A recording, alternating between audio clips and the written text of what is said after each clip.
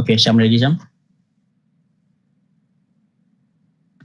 Syam boleh ni tutup balik slide ni and then display balik screen semua peserta.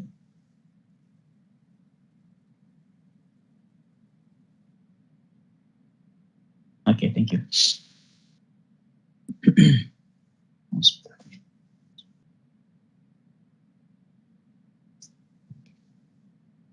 Okay, Prof ready, Prof? Okay, baik. Okay, bismillah. Okay, bismillahirrahmanirrahim. Okay, assalamualaikum dan salam sejahtera and a very good morning everyone. Welcome, alhamdulillah. So on behalf of Center of Academic Excellence and Scholarship KAIS of UTM, we would like to welcome you all to this webinar session today. I'm Khairul Anwar bin Ibrahim, Deputy Director for the KAIS, and will be your host and moderator today. So all right, so the title for today's webinar session is Collaborative Teaching for Enhanced Student Learning Experience. And before that, let me introduce you to our guest speaker, Prof. Zaidatun binti Tasir. Assalamualaikum Prof, apa khabar? Salam, khabar. Okay, baik. Alhamdulillah Prof. So we are very fortunate, alhamdulillah, to have Prof here today to enlighten us on this topic on collaborative teaching. Okay, so first and foremost, welcome all. Terima kasih. Thank you very much for joining this session, for registering this session. And today, alhamdulillah, we have a good participants of around 42. And then before we start, let's begin our session here with Surah Al-Fatihah. Al-Fatihah.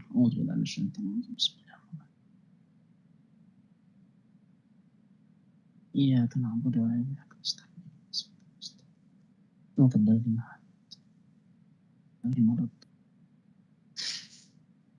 So alhamdulillah, summa alhamdulillah. So let us pray lah and hope that Allah SWT will make this session run smoothly without any interruptions, and all the things that happen in the next 3 hours will be beneficial to us, inshallah. So then before we begin, maybe if it's not if it's okay for you all, maybe you can turn on your video for a short while. Maybe Prof would like to see some of your faces. Is that okay? If some of you can turn on the video and maybe say hi lambai kepada Prof, and I mean she is he's been here second time right Prof kan? Pernah pakai training sini? Second time, yeah. Second time. Second time, okay? Alhamdulillah, kita ada Dr. Muhammad Zaini, kita ada Nasaruddin and a few others, okay? So boleh turn on kan, tapi nak tengok muka Prof mungkin nak tengok wajah-wajah yang ni. Mungkin boleh masukkan dalam doa-doa semasa malam-malam terakhir Ramadan ni, insyaAllah kan? InsyaAllah. Dr. Ain pun ada Wafi. So ada siapa-siapa sini yang former students from Prof Zaida ke, yang pernah jumpa ke, pernah encounter ke? I did not know, tengah tengok ni senarai. Ada nama-nama yang familiar? Dr. Hambali? Okay, senyum-senyum, alhamdulillah. So alhamdulillah bila kita tengok muka ni, dia punya aura dia lain lah kan. Tengok nama perkataan je, tengok wajah, MC Sri, insyaAllah. Okay, baik. Alright, so before we begin, kita ada few reminders to all participants, just a few notes on housekeeping. So kalau boleh, please kindly mute your mic to avoid any distractions. Kalau you guys have any question during presentation, please kindly you can unmute your mic, say salam and introduce yourself and just directly say your question. Or you can also type them in the chat box below in Webex lah. I will bring them up during the presentation, and we also have time for Q&A in between and towards the end.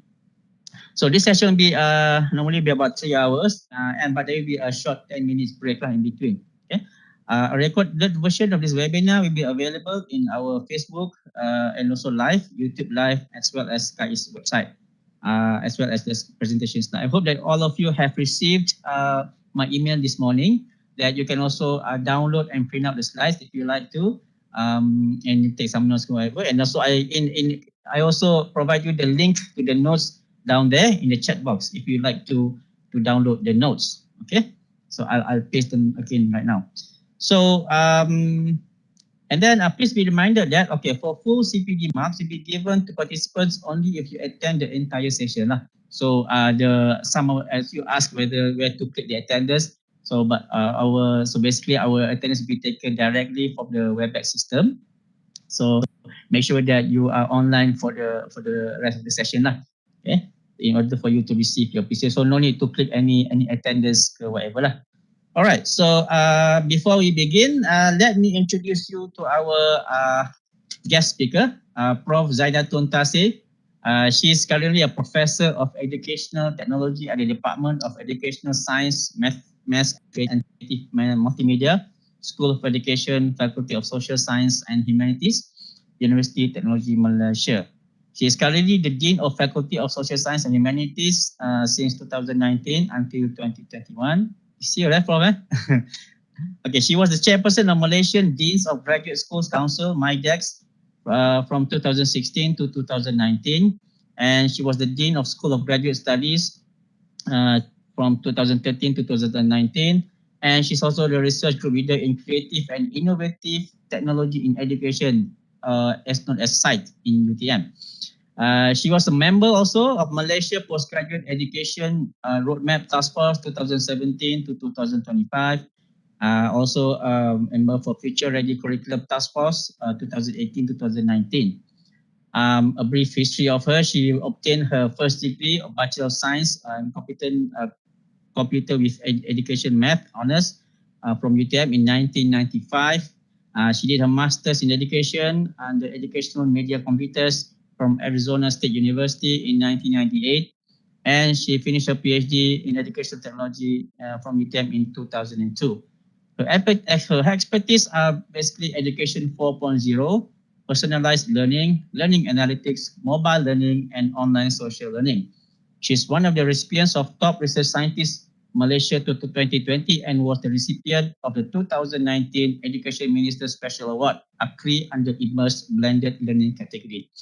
So Alhamdulillah, we have a very prominent speaker today, and inshallah, may Allah SWT give us the opportunity in order to to share as best as you can and to educate us to enlighten all the staff here in this topic.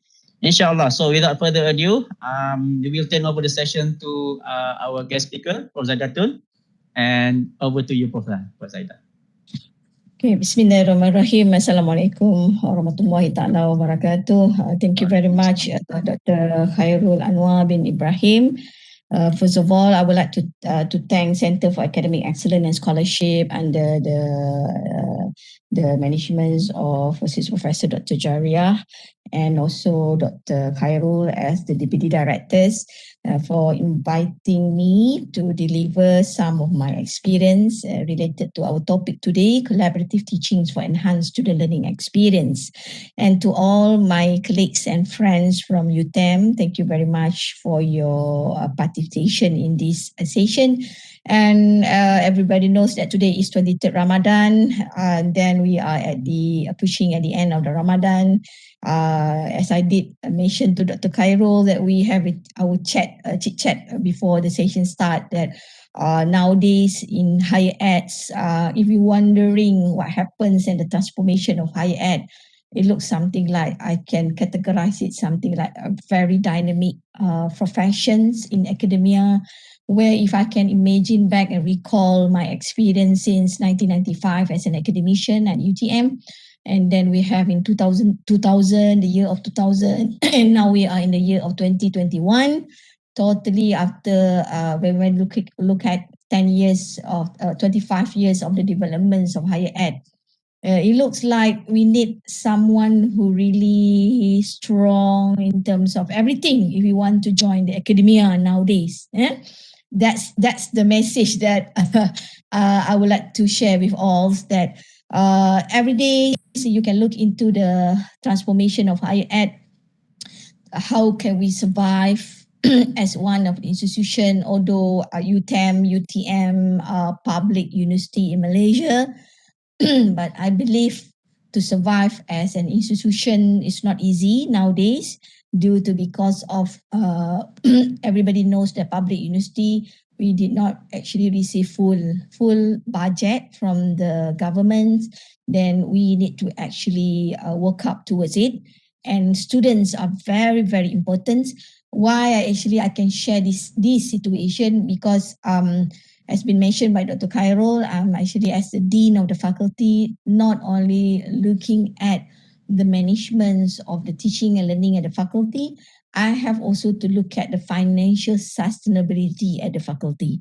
And one of the important things to make sure that you can survive as an institution, you can be competitive enough and compete with all the competitors out there, then we have to make sure that we run a serious business in teaching and learning, because students who actually comes to us, some of them, they pay the tuition fees by their own pocket money, and they demand something that to make sure that they will success and be somebody after they graduated from our university. So that's why I believe the topics today, collaborative teaching for enhanced student learning experience, is the right topic for UTEMs to embark into it, and to have a forums like this or webinar like this to discuss on the benefits of it. Because having an online classes, having a situation where remote learning and so on, teaching one course need team members, and it's good that we can have our colleagues to be our teams to help us to prepare engaging learning activities, active learning activity together along the way of our lecture. So let me share my slide. Then how we're going to go about it is that I will actually share some of the process of collaborative teaching. And after that, we're going to have a breaks, and any times, just if you want to chip in, you want to ask question anytime, just you can just on your mic, and then you can just stop me anytime. If you want to ask questions, or you want to raise up your concern, you want to actually say something, okay, or you want to ask something, you can put in the chat, so that we can have a discussion, two-way discussion. Okay. So it's about collaborative teachings for enhanced student learning experience. So there are two main focus here.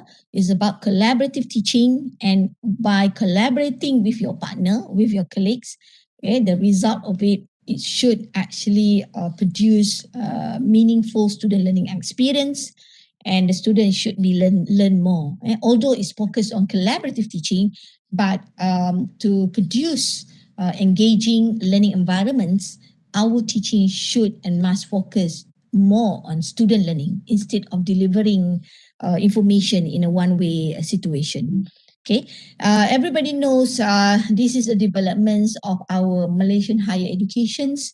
We started with 1.0, and then we moved to 2.0, and we some of us might be still in 3.0, but now we are actually at 4.0. And in 4.0, you can look into it that the learners as a connectors, creators, content providers, because there are so many information out there that you can easily find from the internet. So what you need to do is that you just need to trigger the student, put them in the context of learning where they need to actually find information that been surrounded them in the learning. So with the online learning facilities, the online learning materials, with the abundance of MOOCs, OER, anything around that easily you can get it, okay, resources in YouTube, blog, and so on. So this is where, by working collaboratively with your colleagues, we can sit down together and produce learning activities that can actually enhance student learning experience. So my scopes of sharing today is more on that kinds of how can we work collaboratively, how can we actually working by collaborative while collaborate among each other, how can we produce a meaningful learning experience to the student. So this is where you can see the developments of it, learners as content producers, as sharer, learners at the connection of makers, access to expert is so easy nowadays. That is the situation that we have right now in higher ed. Another reality of learning spaces, COVID-19 pandemics has struck Malaysia and the world. So we can see that the transformation of learning spaces is no longer specifically in the classroom. It can be in the outlet at Burger King, shopping complex, library, shopping center, KFC, even at home. Some of our students stay at home, for example, at UTM. We have about our students, the total enrollment of UTM student is about 26,000, but the one who are in the campus is now is only 4,000. Because why we have students still in campus now, because we're running some of the lab-based courses, technical courses, where we can't actually deliver it last year because of MCO and everything. So early this year, starting from March, we actually running some of courses technically face-to-face, follow the SOP of MKN. So that's why about 4,000 of our students are in the campus, and most of them is undergraduate students, okay? It can be in the outlet like McDonald's, in a bus. That is the learning spaces that a student have. It can be at the beach, and also at the home. So this is all where we can see that the learning spaces is anywhere. And because of learning spaces is anywhere, then we need to put effort more in preparing the learning activities, and working in team, like collaborative teaching is the right way nowadays, to learn from each other, and to produce meaningful learning experience to the student. And learning community also has been changed a lot, and learning community is no longer among the student at the same age in their class. It will involve the sibling, it involves other students from other countries who actually enroll or join the online class. Their kids can be their learning communities, their neighbor, their granny, their grandpa, and grandma. Everyone is actually their learning communities nowadays. And some of the challenges that been collected from a survey saying that educators top 3 remote teaching challenges. We can see that from the administrator points of view, we juggling also teaching at home, teaching with at home responsibility. Everybody knows that after our Hari Raya Eid Mubarak, about 2 weeks, school will be closed, and PDPR, homeschooling, will be on back about 2 weeks, and after that the student will have a school break about 3 weeks. So during the homeschooling, about 2 weeks, we ourselves as a lecturer, we have kids who actually having classes at home. We're juggling a lot with our classes, our own class, and our daughter and son classes and everything, and all of other works. And we know from the perspective of students, some of the students are not engaged in learning, okay? And some of the students still don't have access to the device and connectivity. It seems some of our students, they did not have access to the internet. So what we did is that we have to post the notes. We have to do, I call it the synchronous teaching and learning process through emails, everything, and so on. Okay. And from the teacher points of view, Still, the pattern is quite the same in terms of juggling teaching with the at-home responsibility, but the percentage is not so high like the administrator. The home connectivity for the students, some students say that they don't have access to the internet line and so on. So, and also the lack of training, and the lack of training is really shock to all educators in Malaysia. Not only in Malaysia, believe me, when COVID struck on last year, I had one. Actually, I last year on May, I should actually fly to German because I have 3 weeks short courses for all the deans from ASEAN University that we have been committed as our first session on May to 2020 in German in Osnabrück. So we should actually have our forums about 3 weeks discussing about the challenges of being a dean in now in higher ed and so on. And in for Malaysia, all together we have three deans who have been selected to join by that program, sponsored fully by the Germany governments. And what happened, COVID strike in, then I can't fly to German. So we have our 3 week session totally online through Zoom. Okay. The organizer has to prepare everything, and so we also have to prepare also ourselves 3 weeks having short courses at home. At that moment, UTM is actually 100% working from home. So from that, we discuss a lot on how can we improve our our teaching and learning, and how do we manage higher ed nowadays because of COVID-19 also, and what are the way forwards, and what are the transformations among our teachers or educators, our professors that we need to face as a dean.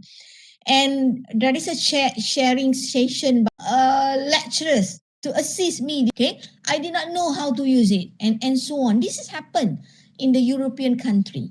Okay, and it's not actually happened in Malaysia, but it also happened in other countries when totally locked down, and then we have to go for online. This is not really, it's new to us, and a lack of trainings using online learning. And I still remember at that time in UTM and my own faculty, I took about 1 month to train every day that we have a clinic on using WebEx, Zoom, Google Meets, everything with our professors and lecturers. Even we actually assign some of the professors that might be they are seniors, they are expert in the content part, but they are not used to use the online learning medium. So what we did is that we assigned them a senior lecturers, young senior lecturers who just joined UTM about 1 year and so on. We assign these professors a buddy, and then these young lecturer will assist these professors to set up the online learning classes and so on.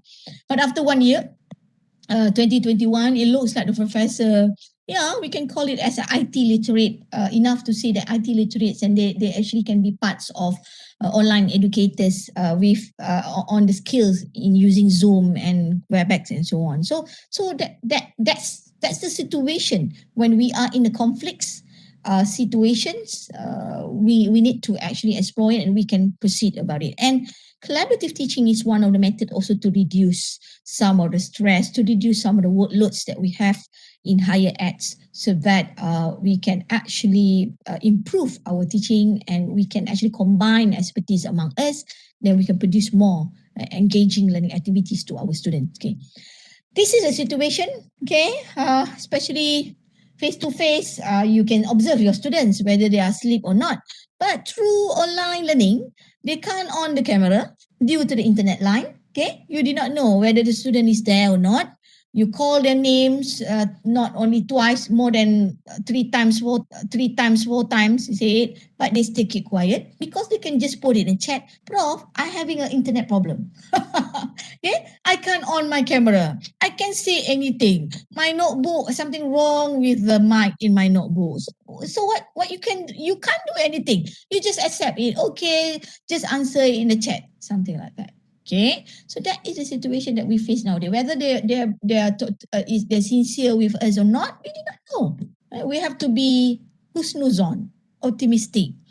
and pray for it. That's all. If you ask me, that's the situation that we have right now. Okay. So the research found that students actually of strategy to cope with boring lecture. And the most popular of the situation of student, 74% of them daydreaming, 66% of them doodling, 50% of them chatting to friend. If they have two notebook, one is actually having online lecture with you through WebEx. Another one is actually looking at YouTube or Netflix, any Korean movie. Yeah, it can be like that. That is the real situation. And you can't say to the student that you can't do that. No, because nowadays, in right now also, I can look at with the numbers of participants that we have now is about I think quite numbers for who attend for today's session. Maybe you have more than one meeting, and beside hearing my sharing session, you have another from your at the right or your handphone. You have another meeting. That's a situation. I only the one who can't have a second meeting because I have to deliver the sharing session. Okay, but then that's a situation. I still remember at one time I have 4 meetings at the same time. One using my notebook. Three are using my notebook. Another one is using my handphone. And yesterday I keep saying to my staff, if I have more than 2 years, because if I have more than 2 years, you can have one brain. You have to remember, using one brain, you can concentrate on several ways of communication. You need to train your brain. So, but years, you only have 2 years. So you already put your earphones. Another one, you have to hear which notebook I did not know, and so on. And that is the situation. Okay, and then about 45% of them is actually sending text. Of course, sending text 45%. Okay, and might be 38% of them passing notes to friends. Okay, might be you are delivering something, they just search it to the internet, they search it, they say, oh, I found the notes. This lecturer downloaded from SlideShare. So everybody, this is a note. So just keep quiet and so on. Okay, that's one. Okay, so that is the situation, and that is Z generation, our students, and we have to face it. Okay, and I'm okay as an educator to face it. It's so interesting, lecturer. If you're having problems or having challenges, lecturer, if you're having problems or having challenges to deal with the class that delivered by a specific lecturer. So with that kind of platform that I give it to the students, so some students, they email me. Yesterday I received one email. They said that this is so interesting. They said, Prof, how can I do, what should I do if all of my classmates, okay, they decide that this week they don't want to have a class with this professor due to because they want to spend already the spirits of Hari Raya is here this week. I'm the only one to want to have class. You just imagine in the class is about 40 students, 39 of them already decide to suggest to the lecturer no class for this week. And only one student say that he won the class. So just imagine, this is where the student, they are so creative. You can see that the student is so creative and they are not the same like us. Okay, this is actually give us so challenges to go ahead and how can we work towards it. Okay, let us go and learn a little bit on collaborative teaching concept. What is the concept of collaborative teaching? We have to understand it very well, and then we can move forwards and we can work toward it. Okay. So everybody knows that collaborative is a co-teaching, collaborative and team teaching. It must involve team, it must be collaborative, it must be give and take. It cannot actually one way of participation and only one member put effort on it. So if a team comprised of might be two professors or two lecturers, so both of them has to contribute. We have to put effort on it. Okay, this is just like a relationship, a marriage relationship. You have wife, you have husband. If you are the one only put efforts to make work of your marriage, it did not work. You need it to work together. But if you have kids, let's say you have 4 kids, you have your wife, you have another 4 kids. So in your family, you have 6 members. all the sick member have to put effort on to work towards the family. If not, it's not going to work. That is the simple principles of collaborative teaching. And sometimes it's called cooperative teaching, team teaching, where it involves educators working in tandem to lead, instruct, and mentor group of students. And to be effective, the arts of collaboration require thoughtful consideration on the parts of educators. And time must be set aside for developing lesson and deciding on appropriate learning approach to use with specific students or group. Okay. Team teaching, collaborative teaching is not only having a PowerPoint, then you divide the PowerPoint, okay, this is your part and this is my part. Okay, then you deliver this part, I'm going to deliver this part. That's not collaborative teaching. Okay, that is, we call it in UTM, turn teaching, not team, turn teaching. When is your turn to teach? So it's turn teaching. We have a term in UTM, turn, T-U-R-N, turn teaching and team teaching. If you focus on team teaching, the weightage of your credit hours will be the same for both or how many lecturers you have. Let's say in the team teaching groups that you might have 4 lecturers, so the course is about 2 credits. If you declare you are team teaching and we assess you, you are doing team teaching, so each of the lecturers will get 2 credits working teaching loads.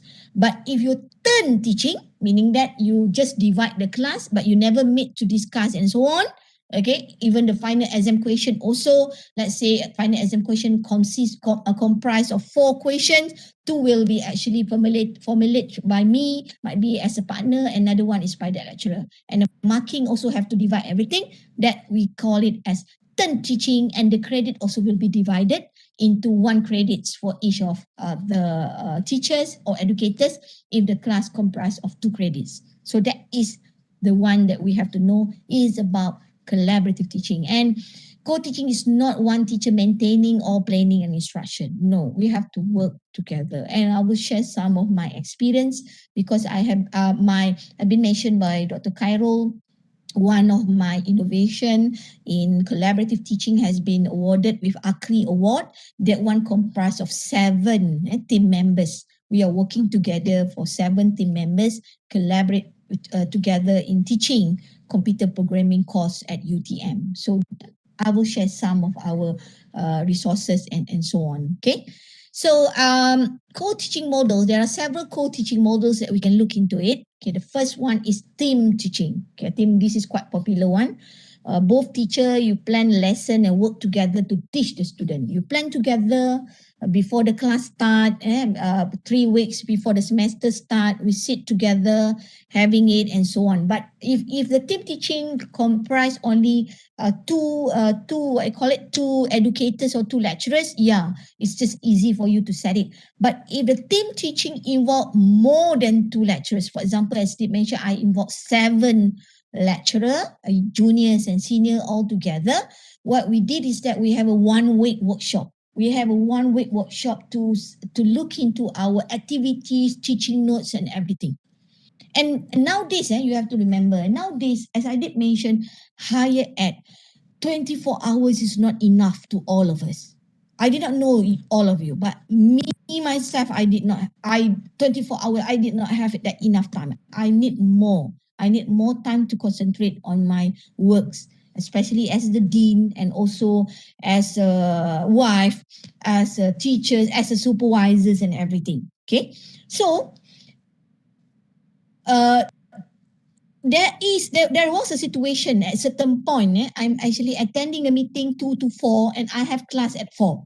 If I did not prepare my activities, my teaching notes prior to the class session, then might be I just enter the class and I just read the PowerPoint.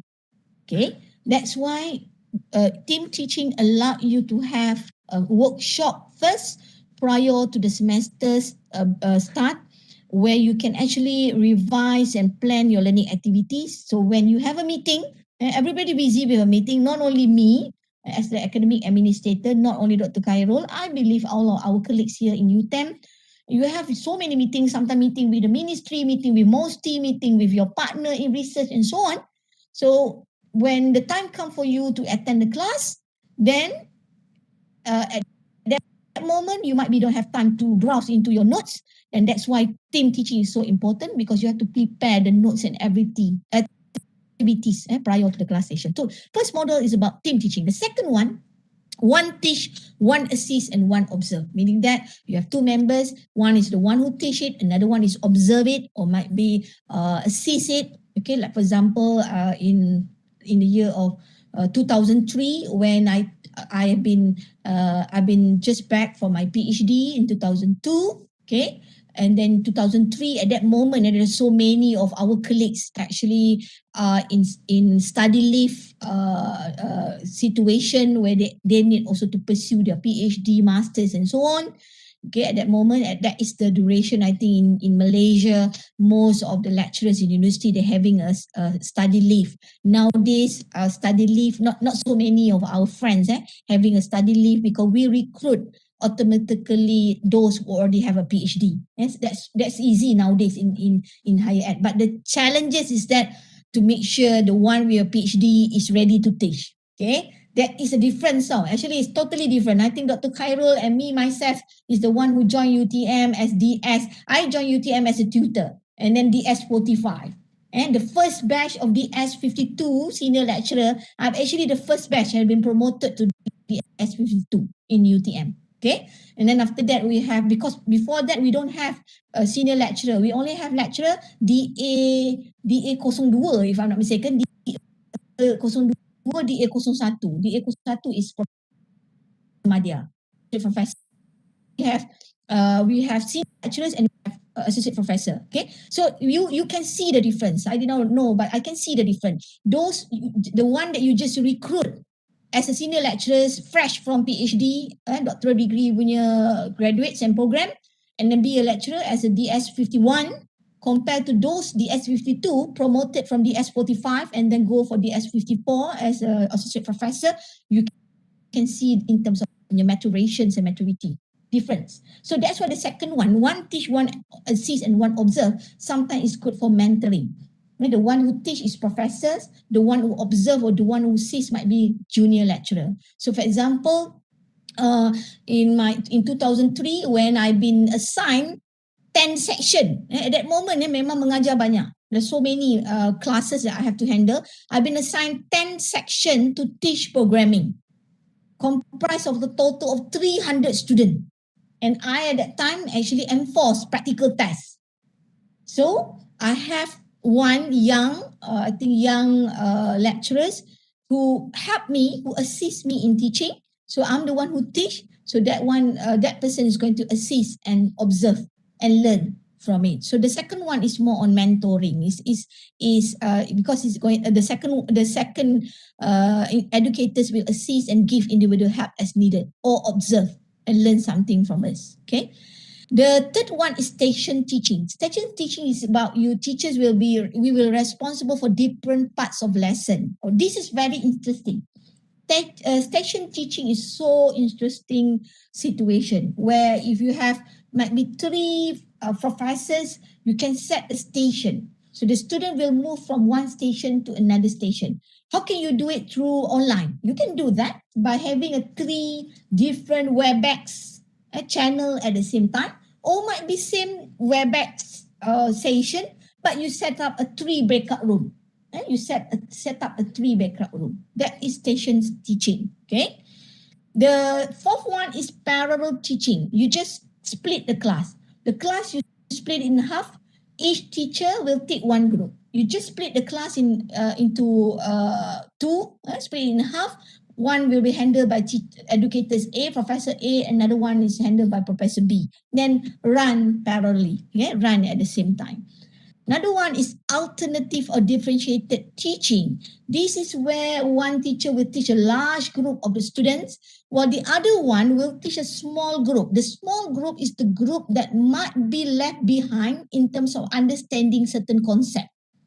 Okay, instead of they are joined together with all the 40 students, they might be asking so many basic questions and will disturb on the way of your teaching process and so on. So what we can do is that those who are actually having problem in the fundamental aspect about the concept, they will be taught by this one teacher, and another one, those who actually already know about the concept will be taught by the other teacher. So this is where you would like to prepare those who might be have left behind in terms of the concept, especially nowadays, when we receive students from diverse background, especially international students. They come from different countries, from Indonesia, from Iran, Iraq, Libya, and so on. And they have been went through their school curriculums, their matriculation curriculum, pre-diploma curriculum, totally different among each other. So how can you set their understanding in the same level? So this is where you can run what we call it alternative or differentiated teaching, to make sure that some of the students who might be have not enough prior knowledge related to the one that you teach, you need to have one teacher concentrate on them. Then when they actually reach up the levels that equals to other students in the class, then you can have back your one group of students where you teach it them. And supplemental teaching, that's another model. This is actually, this strategy allow one teacher to work with students at their expected grade levels, while the other teach work with those students who need the information, materials that retaught, extended, or remediated. Actually, alternative and supplemental teaching, there is an overlapping of it in terms of the models. And this is a diagram to show how do you actually handles different types of co-teaching. And it will show that if you focus on one teach, one observe, one has responsibility more. But if you focus more on team teaching alongside each other, then the equal shared responsibility will be more focused in the process. So it is up to you. And in a one class, you can have mix of it. You can have mix of it. For example, at the first 4 weeks of your lecture, you might be say that, okay, we will have what we call it one teach, one observe. Okay, and then the rest of it might be from week 5 to week 7. You say that, okay, we're going to have our parallel teaching. Yeah, you can do that. Okay, and might be you say after semester break, we're going to have a team teaching. Yeah, so you are the one who said it. Okay, so some part of it, the more explanation details about it. If you focus on team teaching, you have to remember one brain in two bodies. You are using two brains, and you have to tap the expertise of two professors, not only from one professor. And with the situation of pandemic nowadays, this is the best solution if you ask me. Pair the teachers with someone who is expert in knowledge and also in using online learning tools. Okay, that is example of team teaching at the situation of pandemics. So you have professors very well versed in terms of knowledge, but he or she might having some challenges to handle the online learning tools, and you pair them with the one who really expert in using online learning, very expert in finding some of the notes from Facebook group, from YouTube, and so on. So you pair them together, then it can be a very good team teaching. Okay. One teach, one assist, and one observe. When to use it? When you're going to use it? When the lesson intent lend itself to delivery by one teacher, meaning that, the topic is only focused on the expertise of one teacher. So this is where one is going to be teach it, another one is going to be assist and learn it. And programming class is, if you teach programming class, one teach, one assist is very suitable. This is what I use it when I teach a programming class. I think I've been taught programming class almost 15 years. I just no longer teach programming class when I've been appointed as a dean of the faculty. When I was the dean of the School of Graduate Study, I still teach programming, because you know what? If you teach programming, you have to prepare everything's a lot. You have to prepare in advance everything. You have to predict any errors, any consequences while teaching and so on. So that's why these models, one teach, one assist, or one observe, is very good for mathematics or calculation-based courses or programming course and so on. So when one teacher has particular expertise for the lesson, when the partners of co-teaching involve senior or junior, as I did mention, in a new co-teaching situation, or might be like for example, some of you professors will be retired soon and they are expert in the subject, and suddenly we recruit new staff, then we need to pair this new staff with this professor before he or she going to retire, then use a models of one teach, one assist, or one observe.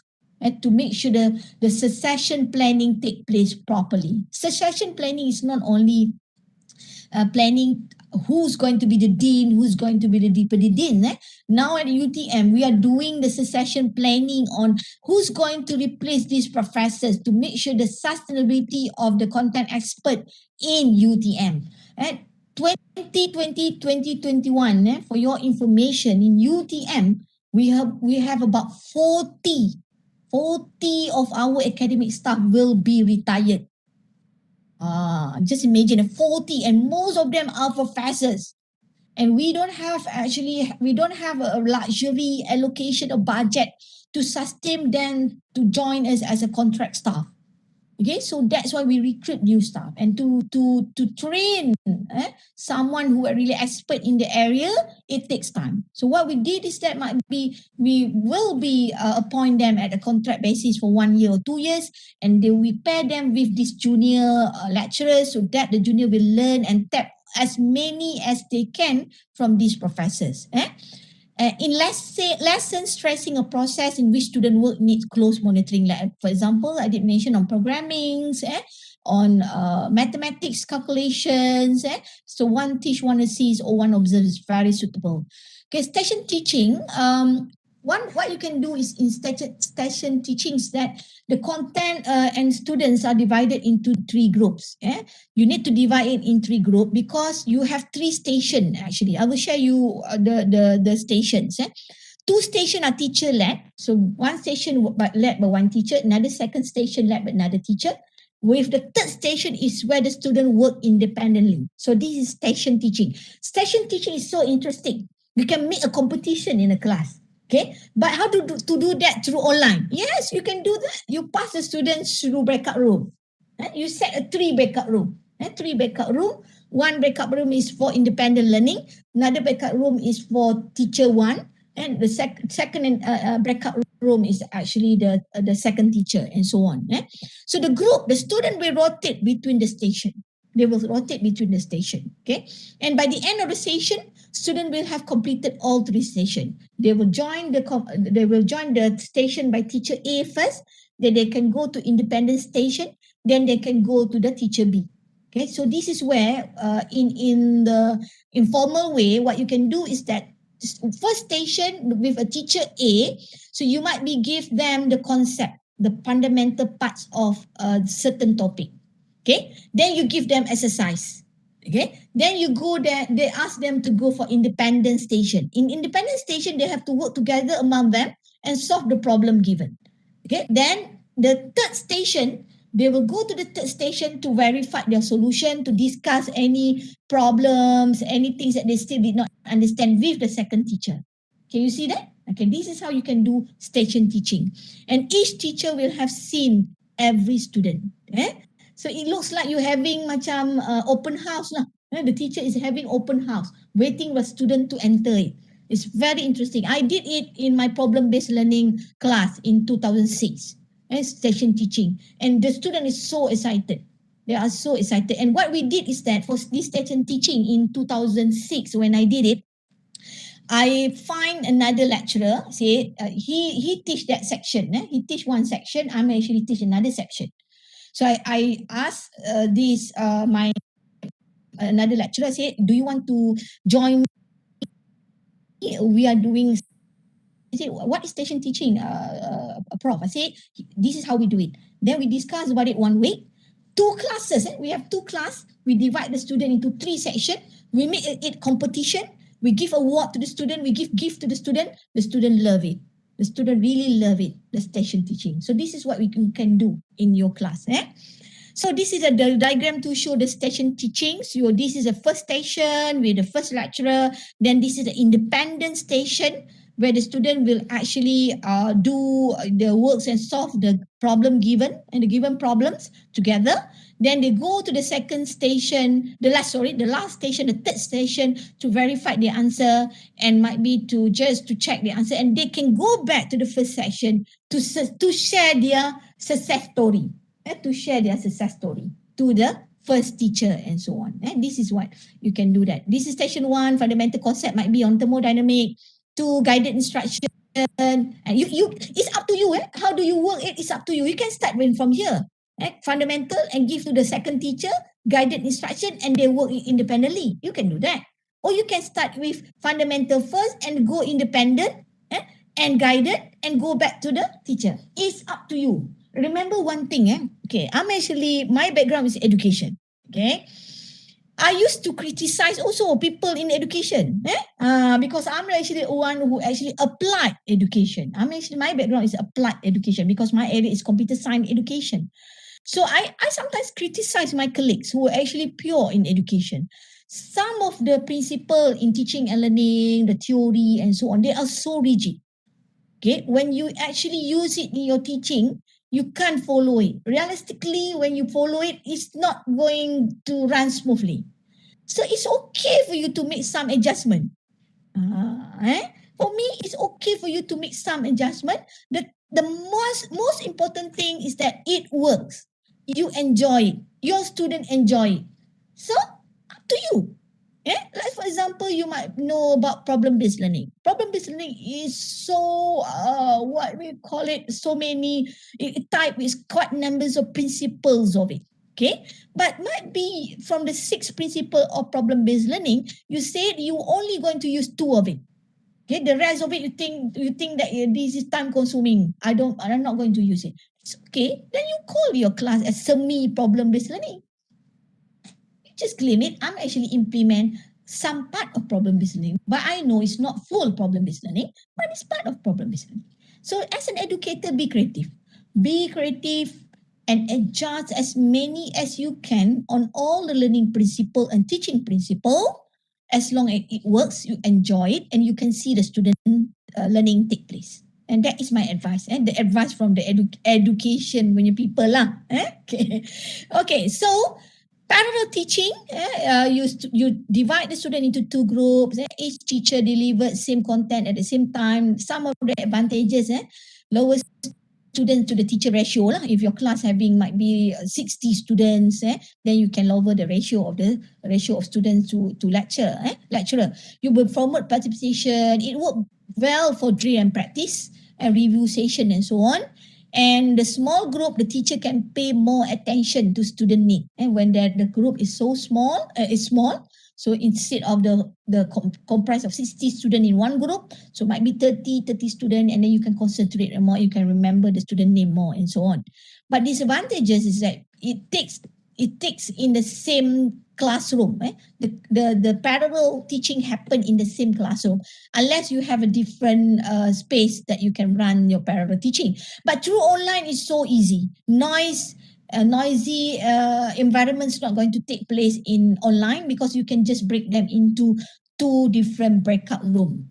So more joint planning. You have to get together, and teachers must be comfortable with each other. Okay, the challenges is that the teachers, because we have to respect each other when we run parallel teaching. Okay, and possibility for confusion sometimes because teacher A might be teach a different way, teacher B, because without any prior discussion between the teachers, might be confusion will take place among the students.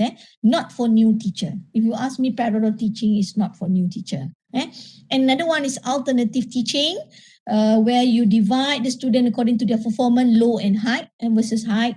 And then each teacher delivers same content at the same time but using different approach. You deliver in same time but different approach. Same content but different approach. Okay, so it will create personalized learning because it might be when you use two different approach, teacher A use approach B, teacher B use approach teacher B use approach B, and teacher A use approach A. So different approach, it will actually help the student more to understand it. It will actually enhance the student understanding. And will motivate all students and no one left behind. That is the concept. And advantages need more preparation. You need more preparation because the same content, you need to prepare for two different approach. Challenges to find a suitable learning and teaching approach. What are the learning and teaching approach that is suitable for this alternative teaching? Because you have two different approach that will be delivered by different teacher. Okay, so this is the situation. Some of the diagram to show it. Parallel and alternative teaching through online synchronous communication tools. I give some of the tips. You can divide the student into two breakout room, okay, and each breakout room in charge by different teacher, and you can have a group discussion will be conducted in the main room. You set a breakout room in Zoom or in WebEx, and then maybe you set time 30 minutes, and after that you bring back them to the main room, and sharing session and presentation will take place in the main room. It will motivate students because you can use a challenge and competition-based assessment method like hackathon. Those who are actually in computer science education, they are quite familiar with hackathon concept. Hackathon concept is a concept of competition, and it uses a challenge-based assessment. And challenge-based assessment is what you call it, education 4.0 type of assessment. Supplemental teaching, it will provide additional support for struggling students because you can have something like lecture versus tutorial. Last time, if I'm not mistaken, in 1998, when I taught in 1998, I have a class about tutorials and lecture. Kita ada dulu tutorial and lecture. Nowadays, might be some of the universities still have it, might be. But during my time in 1998, we still have lecture and tutorial. It will facilitate enrichment opportunity, that's true, and offer absent students to catch up time. Sometimes some of students might be left behind, they are absent due to because of medical leave and so on. So they boleh, through supplemental teaching, it will cover that. And you will offer time to develop missing skills, some of the skill, and keep individual and the class on pace. That is supplemental teaching. Okay. Can we have a break for a while so that you can actually ask any question that you want, or you can actually say any opinion that you want, or any belief. It's okay. In this group 105, excluding myself 104 lah. If you disbelieve on collaborative teaching, that's okay. It's a free world, isn't it? It's a free world. Nobody can push you to believe on something. Okay, so it's okay for you to disbelieve on the concept of collaborative teaching. Okay, so anyone from WebEx or something that you would like to ask? Okay, Okay, baik. Okay, baik, Prof. Okay, before we take a short break, kita boleh tanya soalan. Ada siapa ingin, if you want to ask any question, tolong unmute you punya mic. If not, saya akan bacakan sikit from the chat kat bawah tu. Okay, yep, so kata some good comments. Dia kata yes, apa nama itu, ada contoh video ataupun actual macam mana implementation. Sorry. Place. Okay. I have my own video actually, but however I have to find it in my portable drive lah, because it took place in 2007 when I have very good team teaching programming and so on. But now what I have is that only a video recording in WebEx, because I still have a team teaching in WebEx for my class. That one I can share it later with all of you. Okay. What else? Assalamualaikum, Prof. Salam. Yeah. My name is Nurdiana. Okay. I'm curious about, because you talk about how like you have team teaching and turn teaching in UTM, right? All right. So does the students assess the I believe there would be like some teaching assessment at the end, right? Yes. So does the student correct. able to assess multiple lectures at the end of the semester, or just one lecture? Okay, in UTM, we are using our EPP. EPP stand for Evaluation, Pengajaran, Pembelajaran and so on lah. EPP call system lah. For your information, I've been using this collaborative teaching. Okay, I've been embarked into this collaborative teaching aggressively when I've been appointed as a Dean of the School of Graduate Study. In 2013, when I've been appointed as a Dean of School of Graduate Study, I surrender with all the workload. I inform my head of department. I said, Doctor, can you pair me with someone? Okay, can you pair me with someone? Okay, because I need partner. I need partner to help me because I have been taught one subject almost 25 years. Saya ada satu subject I've been taught it about 25 years, but I stopped teaching it in 2020. And because I thought that I need new subject. I don't want to teach that subject anymore because I don't have any ideas to put final exam question activities and anymore. I need new, fresh. So what I've been experiencing aggressively since 2013. Yeah, our system the student assess different lecturer. Okay, I've been experiencing turn teaching and team teaching. For turn teaching, so they're only going to evaluate me 7 weeks. 7 weeks of my lecture, okay, and they know that this time around all the item they assess and they answer is referring to me. Okay, the second part later on after semester break, the second lecturer for the turn teaching, so the same student will measure that lecturer. So we compute 2 results of assessment on teaching for turn teaching, and that one is for turn teaching.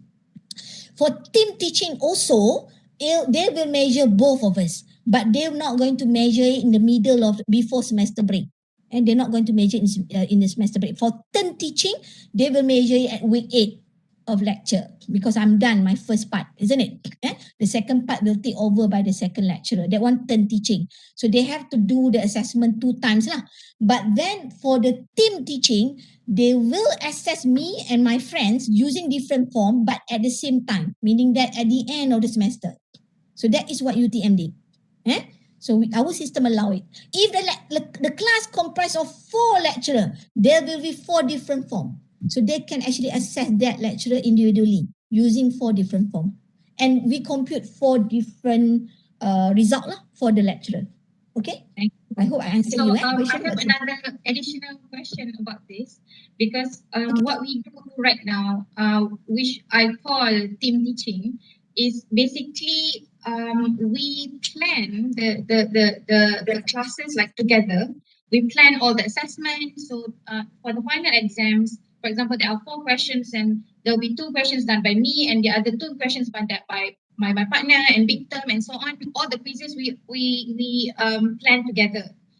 But the teaching was like he take the first 7 weeks and I take the second part of 7 weeks. So what we call this? Turn teaching. That one is turn teaching. Take turn. Okay, alright. That will be clear then. Thank you.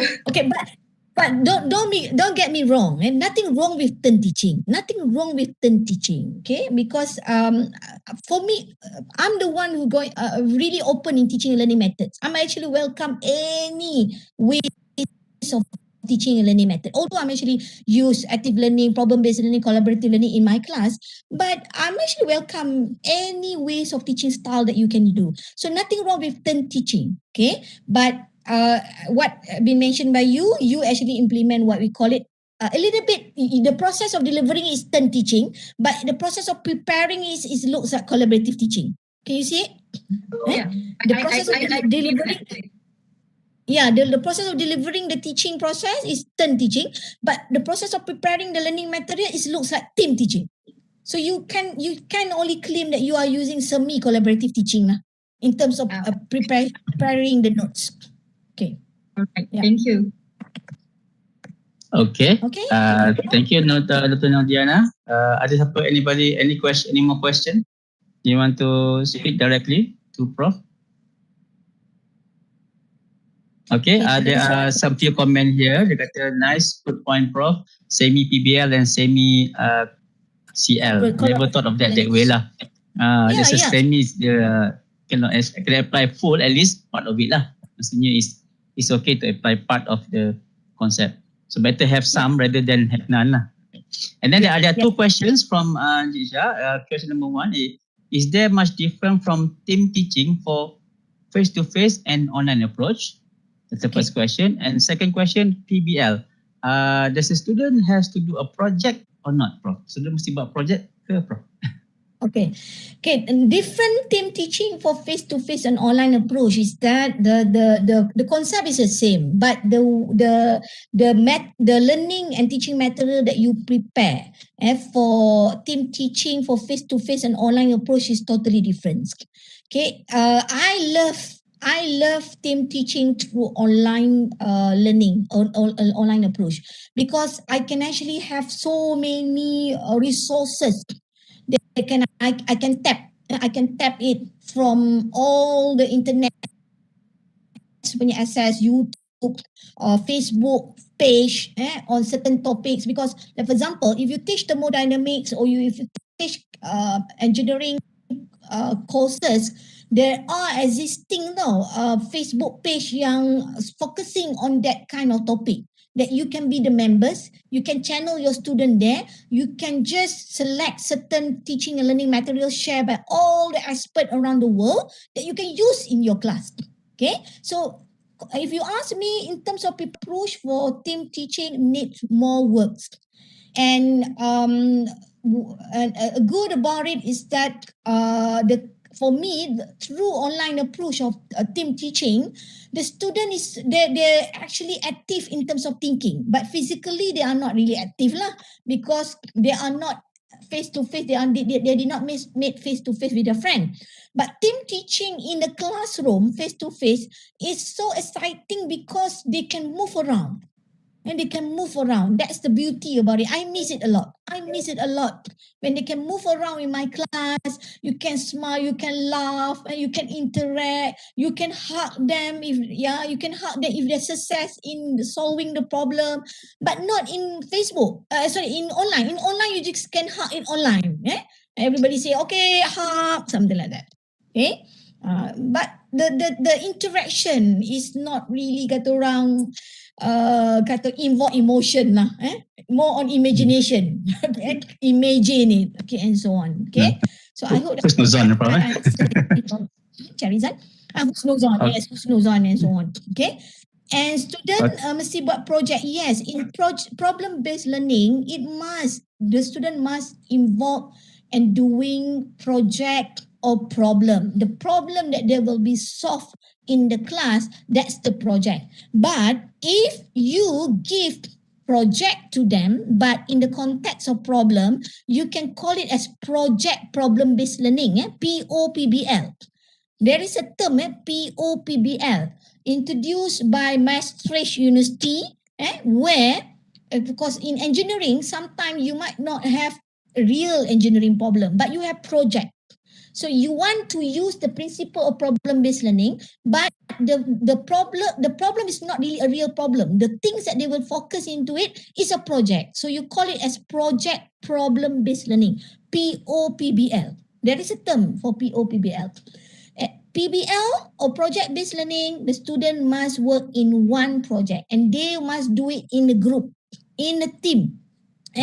Dalam kumpulan, they have to do that together, not single individual work. If you focus on individual learning, that's not problem-based learning. Okay, does the team teaching efficient to be applied during the lab practical session? Yes, it's true. You can do that. It's true. Team teaching is very efficient. You can do it in a lab and practical session, especially in chemistry punya lab, physics punya lab, where you have two professors in the lab. Then you can actually set a station. Station teaching is good. Station teaching is good for you to have the model of team teaching or collaborative teaching in a lab-based punya course. Yes, efficiently kalau you tanya saya. Dan kalau you implement it face to face, it will reduce, it will give you a time break lah, a little bit on observing other parts in the class. If you are the only one who concentrate it, you single mengajar is not collaborative teaching, you miss some of the part. You miss some of the parts that might be due to because your concentration on certain thing too much on it, and you miss some of point. At the end apa jadi? When the class is finished, pernah tak you face this one? Alamak, I forgot to teach another two things. I forgot to show the example. It's true.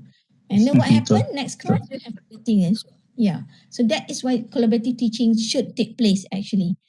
Okay. So let us. Okay. Habis question? Tak ada apa? Okay. Anybody wants to have any question? Boleh unmute your mic or type in the chat before we take about maybe 10 minutes break, stretching break. Yeah, Okay, silakan. Silakan kalau ada soalan. Do you have any question, concern, anything? Okay, for those who never experienced this collaborative teaching, might be don't worry about it. And you used to having lecture in front of lecturer, because we were university student before this, kan? Kita pun university student. We used to a situation theater punya environments where we sit, hear everything, lecturer give it everything, and it works to us. Till we be the lecturer right now, kan? But nowadays, no longer. The student, Z generation, they are not like that. You have your son, your daughter. If you talk with them, you can see their reaction. Isn't it? Instead of talking to them, make them experience something. It's true. Yeah, make them experience something, they make mistake, then they learn from it. And that's why you need to have activities. That's why when you implement collaborative teaching, later on the second part of my sharing session, I will focus on learning and teaching method that's suitable for collaborative teaching. And what are the learning and method that you should use in your collaborative teaching punya methods lah. Sebab collaborative teaching is about us to collaborate. But we have to find suitable teaching and learning methods to use in our class. So that learning, student punya learning experience can be enhanced. And that one going to be the second part of my sharing session. Okay, ada soalan lagi? Okay, ada siapa yang soalan lagi? Silakan. Okay. Okay, kalau tak ada kita take a break kot sekejap. Okay, boleh. Okay, baik Prof. So to all participants, kita akan take about 10 minutes. Bagi break. 10 minutes Okay, so 10:20 kita akan balik. And Syam, boleh tolong playkan sikit video stretching. Kita tak ada apa-apa nak copy play kan. So siapa nak pergi toilet nak gimana, boleh ni ya. Okay, we'll come back around 10 minutes.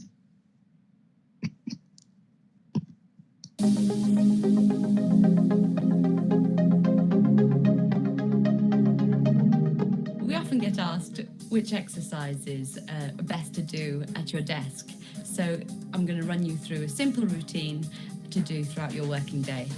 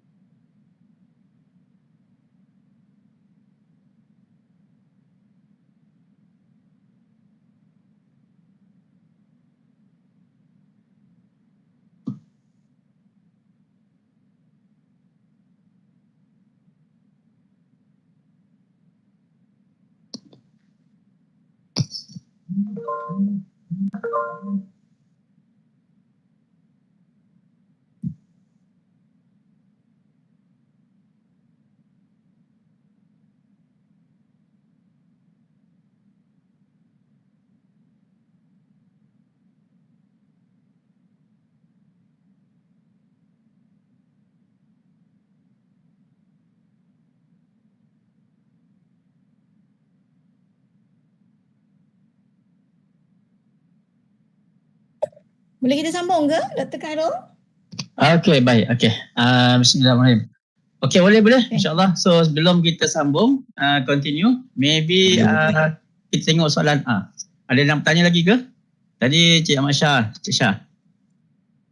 Okay, Cik Shah ada apa nak tanya lagi ke? Ada ataupun daripada peserta lain? Anybody wants to ask any question regarding our first part? Maybe a little bit nak question what the difference of the type of co-teaching. Okay, go ahead. Silakan. Macam dengar suara tadi. Hello? Silakan. Ya? Macam tersekat suara je. Tak ada Okay. Tak ada. Kalau tak ada, maybe kita Prof boleh continue with the second part. Okay. And So we continue for second part. Thank you for the 10-minute breaks because so that I can sign all letters in front of me. Okay, there are so many letters to sign. Okay.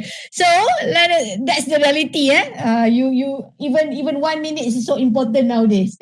Okay. So let us move. Okay, to the rest of it. We already I've been share to all of you on the concept of models of collaborative teaching.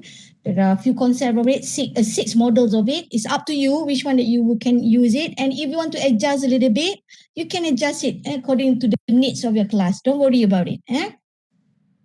Okay, let me share my screen back.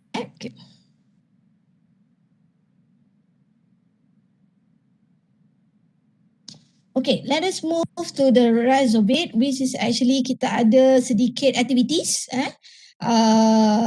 Okay, can you actually go to menti.com and use the code that put it there at 056977 form. You just go here, menti www.menti.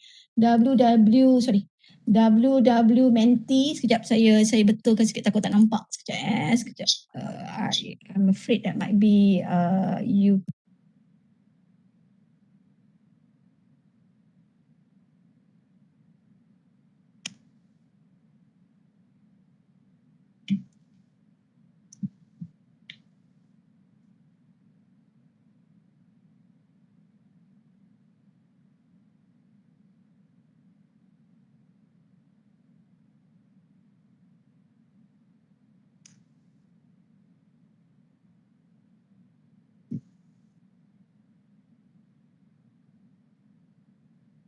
Hello Prof, kita tak dengar suara.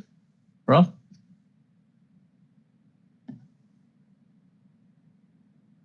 Sorry. Saya termute lah. Okay, so go this www.menti.com and use the code of 80569778. So takes the co-teaching models that you have tried in your teaching. Nanti kita akan tengok dia punya result. Some of you might be already try the models that have been mentioned by me lah. Might be indirectly you did not know. You did not know that one is belong to that model, but you use it in your teaching. Okay, try to go there. Using handphone pun boleh, tak ada masalah.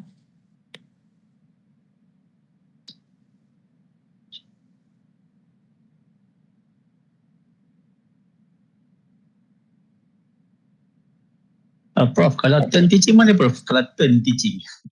Kalau turn teaching saya tak buat. If you like doktor yang tadi yang tanya tu tadi, you have collaborative, but when you deliver it, it looks like you did not deliver it as a team teaching lah, but you prepare it as a team teaching. Maybe you can take as a teaching. Semi-team teaching lah. Okay. Yeah, okay. Macam parallel teaching tu basically is the same subject. So basically different student and teach the same time, correct? No, the same. Sorry. Parallel teaching is different student because you divide the class. You divide the class and Same time, the same time, same topic, different approach. Macam tu. Different approach. Okay. Kita tengok apa result dia kejap. Nanti.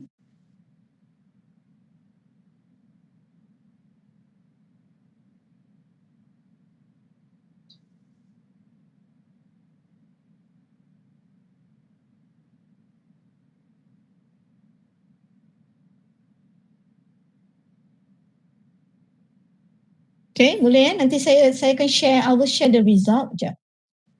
Let us look at what is the response by all of you. Okay.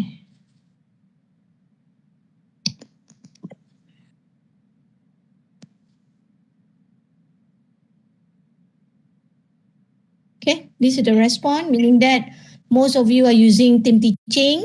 Okay. None is using alternative teaching. Some are using supplemental teaching. That's good. Parallel teaching pun ada. Station teaching, there are 3 of you are using it. So that team teaching perhaps yang majority tu, I can see maybe there are some split juga lah. Mungkin boleh bahagikan sama ada it's a fully team teaching or it can be a semi team teaching lah. Semi So teaching. so team teaching can be also semi team macam almost turn teaching lah kat lah situ. But it can be also I think majority situ. And then there is also there's a question by Dr. Muhammad Shafiq, taking turn teaching by week, is it equal to team teaching by week? Meaning that can maybe Dr. Muhammad can be more specific, maksudnya by week tu apa tu? Can Dr. Muhammad Shafiq maybe want to, sorry. Maybe you divide kot ya. You say that might be first week to 7 week teach by lecturer A, and then the rest of it after semester break will be teach by might be lecturer B kot. That's your question kot kan? Okay. Yes, if correct. if you totally not having any discussion on it, you just divide the topic, that one is not collaborative teaching. Even semi collaborative teaching pun tak. But then if you like your friend tadi, Dr. Nordiana tadi, if I'm not mistaken, that you discuss together, you come up with the activities, how do you make a connection from your parts to the second parts of your class will be taught by the second lecturers. You come up with all the final exam question, quiz, do it together, but you deliver it through turn teaching. Turn teaching meaning that you deliver it first week to 7 week will be taught by lecturer A, then the second part of it will be taught by lecturer B. That one is semi-team teaching lah. Tapi if you don't meet each other, you did not discuss anything, you just divide the topic, you say 1 to 7, you are the one who handle it. 8 to 14, I'm going to handle it. That one is totally not a semi-team teaching, not actually team teaching at all, it's turn teaching. It's totally turn teaching. I see. Okay, and then perhaps my question, Prof, because if you divide it that way, kan? So how about the students? Because okay, let's say for us actually A teach from week 1 to week 7, topic A to 5 for example, and then topic 7 to, but there's a whole class basically as a progressive. So how about the student? If a team teaching, what I understand, the students should be able to ask to be able to involve, engage with both lecturer, right? It's not only one lecturer. So because sometimes the theory back in first week will be used again in the next part of the lecture B kan, for example kan.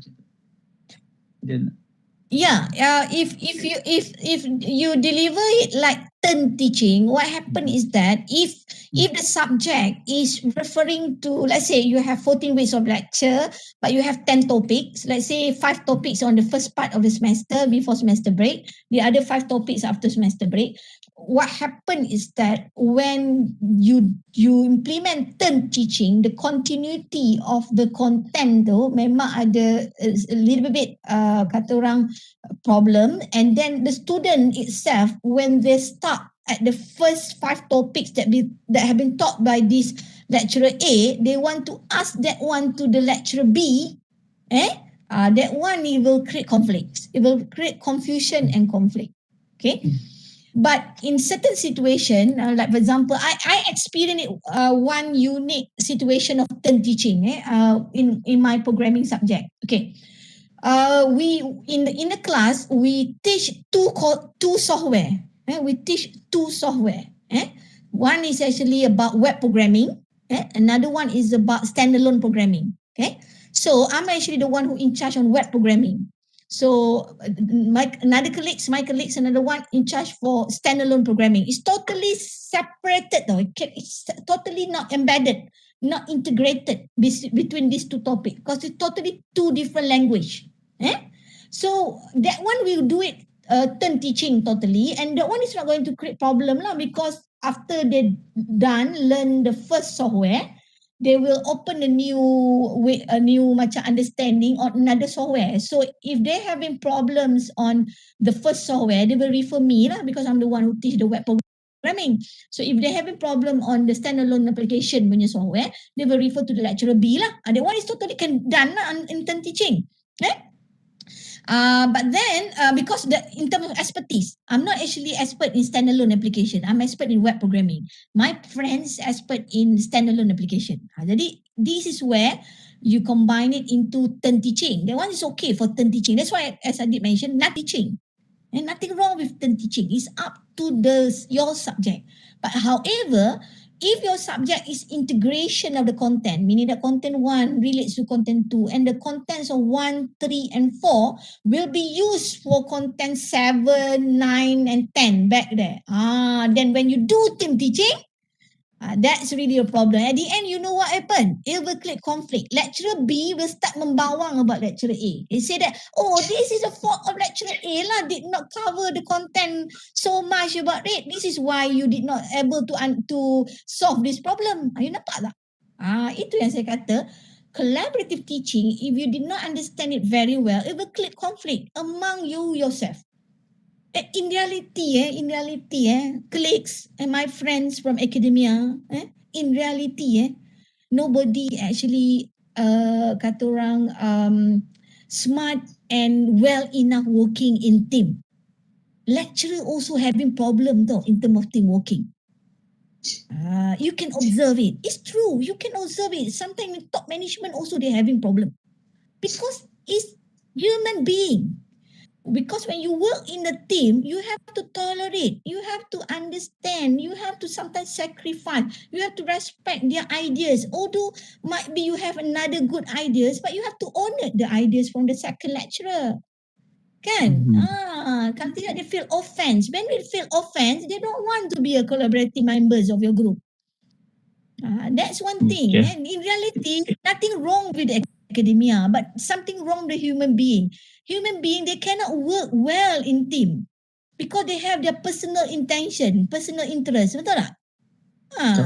Everybody has your personal interest. Nothing wrong with personal interest. I have my own personal interest also. But how do you put the weightage of your personal interest towards or versus community punya interest? That is one thing. So this is where you need to know. Ya betul Prof. Saya pun setuju. Maybe I just want to move on. Ada soalan tadi, dia kata tadi students sometimes have issues when changing lecturers because they have to adapt to different styles of teaching. And then betul Prof, that's why collaborative teaching memang ni agak challenging, very tough because you have two different brains, two different style, two different approach, two different personal interests. And that creates some conflict and stuff like that. So I believe maybe if maybe in the middle planning tu stage tu betul-betul kena craft the syllabus, let's say topic tu kena clear, the context must be clear, which part to cover, which textbook to use, which topic in that textbook to be used. That should be very specified, agreed upon by both lecturers, right? Yes. Okay, Prof. I give you. Okay, I give you one example. I faced failure also in turn teaching. It happened in 2020. In 2019.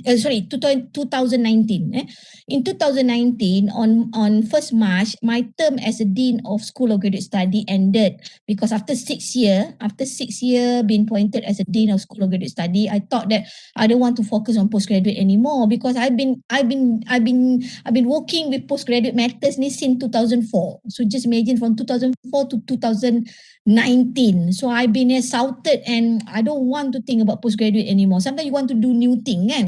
So I've been promised to the top management, say that 3 term as a Dean of Postgraduate School of Graduate Study is enough. That is where I met Prof. Zul. Prof. Zul, your TNCA is actually former Deans of School of Graduate Study, kan? Working with me together under the Council of Graduate Study in Malaysia.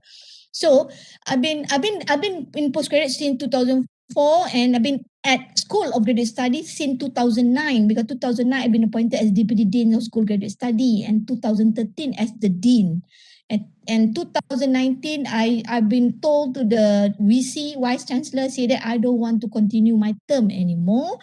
I want to go back. I want to concentrate on my area, which is actually I left behind, because when you have been appointed as academic administrator, you don't have time to explore the new things and new knowledge in your own area. So I think that something need to be stopped somehow. I said I want to go back to the faculty. At that moment, at the faculty, they just appoint the new faculty dean. Right? The dean has been appointed less than 1 year, because they appointed the deans July 2018, and the term is about 3 years. So when I'm back on 2019 March, yeah, that's the right time, because there's no such any position lah dekat fakulti yang I can actually be that. And I think it's the right time. But what happened? Suddenly, Allah decided and Allah said it. So my dean actually stroke. Okay, so on August, so they tried to find replacement, and at the moment they say, Zaida, you have to take over the post. I don't want it. I say, no, you have to take over the post. I say. So when I went for my umrah. Yeah, no. I went for my Hajj. Yeah, I went for my Hajj. I went for my Hajj. I said, after saya balik haji, let us say, I said, just wait.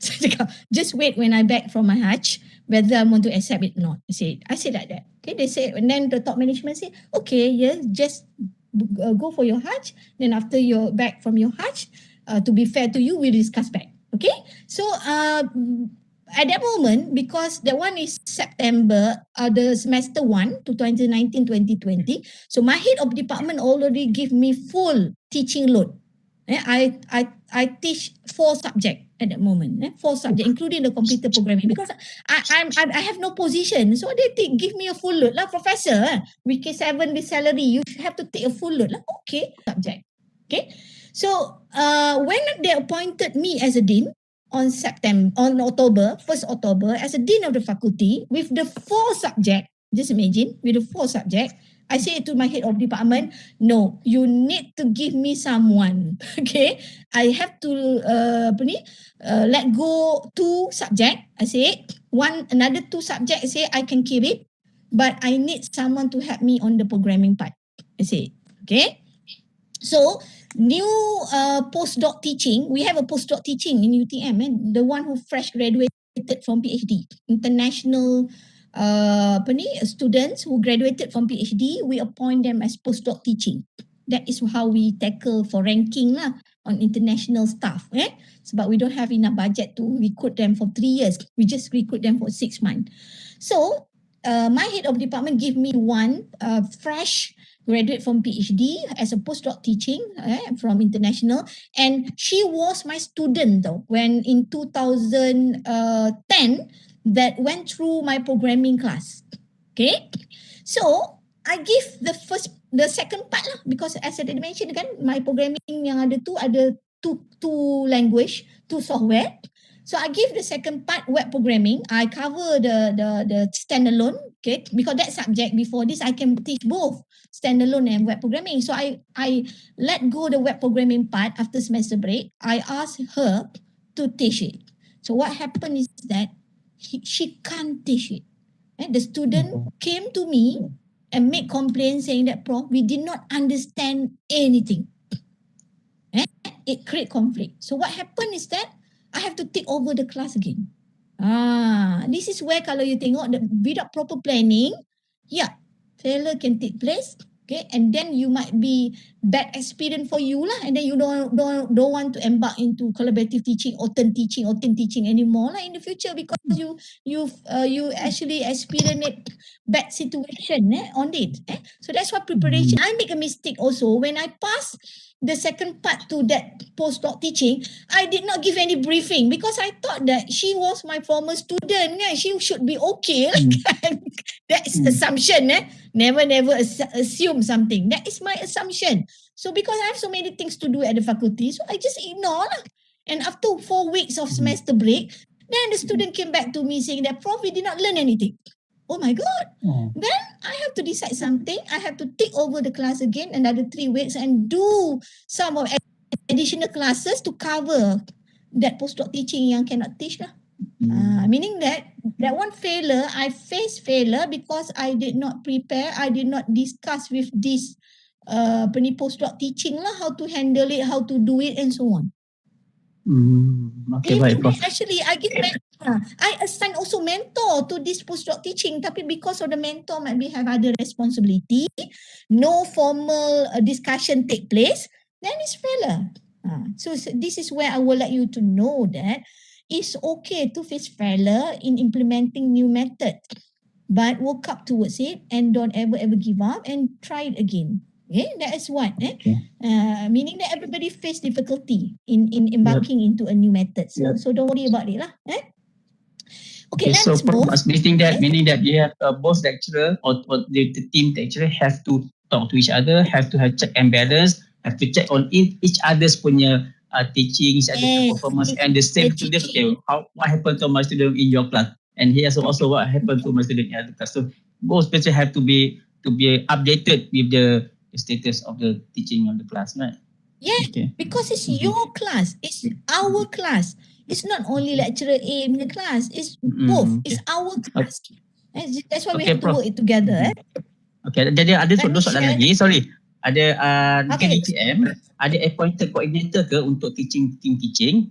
Dan yang kedua, does the coordinator have guideline on what to do when they are appointed, such as macam leveraging content according to expertise, minimize bias on marking and stuff like that? Okay, to make sure that team teaching take place and run smoothly, you need to appoint coordinator. We appoint at the faculty members. As I did mention, under the future relative, the faculty have decided several what you call it teaching and learning methods, and each teaching and learning method ada focus group, ada expert there that who's going to give training, guide, and open any forums or discussion if the lecturers who involved in collaborative teaching have itu kena ada support. One thing that you have to remember, those who attend this session, might be some of you might be academic administrator at the faculty level, because you have to remember Dr. Cairo is at central unit.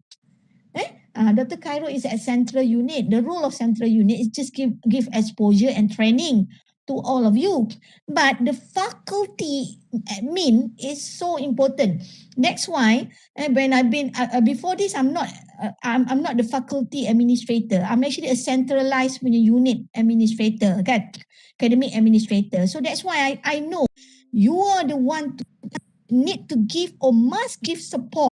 You are the one to need to give or must give support to your staff if they want to implement collaborative teaching. What you can do as a head of department, you can set a meeting at the department levels to share thoughts and best practices on collaborative teaching, so that everybody can learn among each other, any problems, any solution and so on. That one is not the rules of KAIS, if you ask me. That's the rule of faculty. So that's why coordinator at the faculty level is so important. So this is where I can share. Okay, another one is that does the coordinator have guideline? Yes, the guideline you must have a guideline.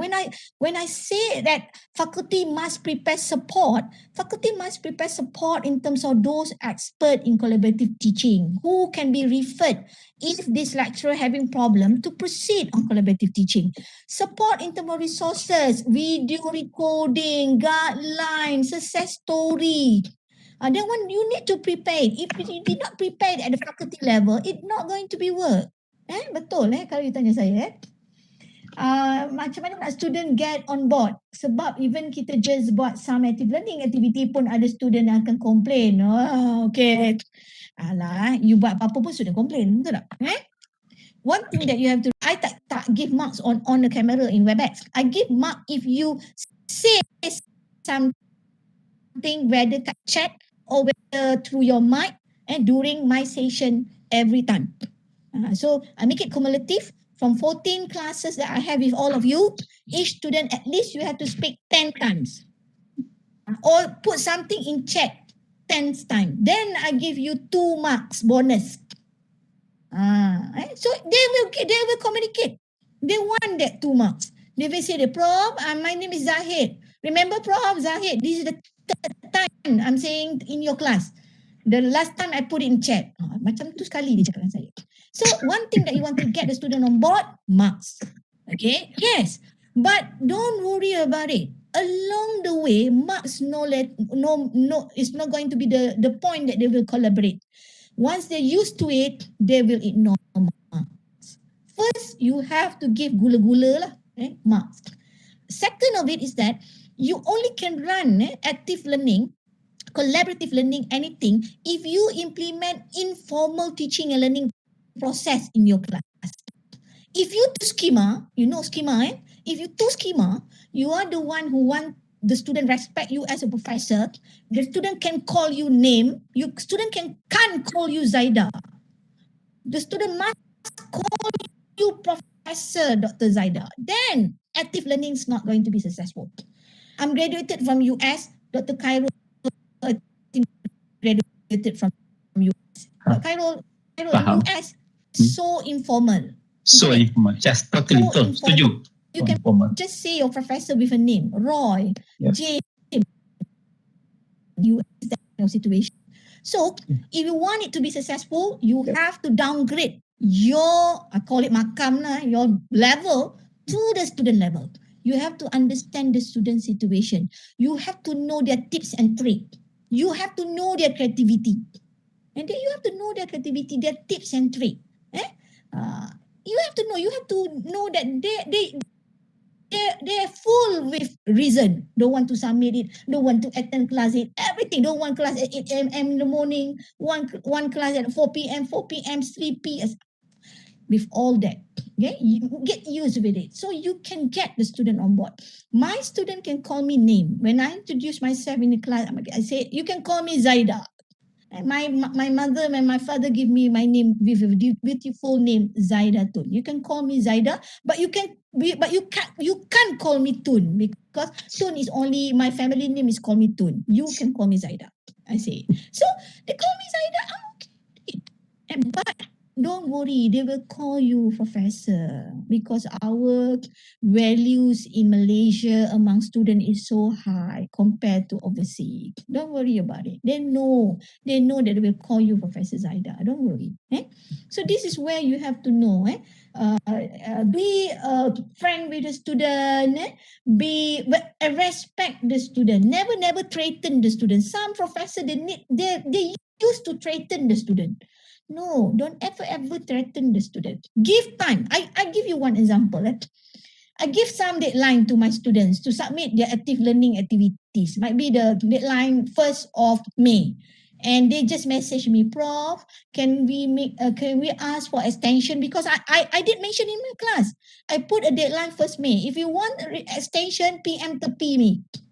Message me anytime. Okay, you can. You have your right to ask. And someone messaged me, Prof, can I have an extension for instead of 1st May on other dates? Apa saya jawab? What are the new deadline that you want?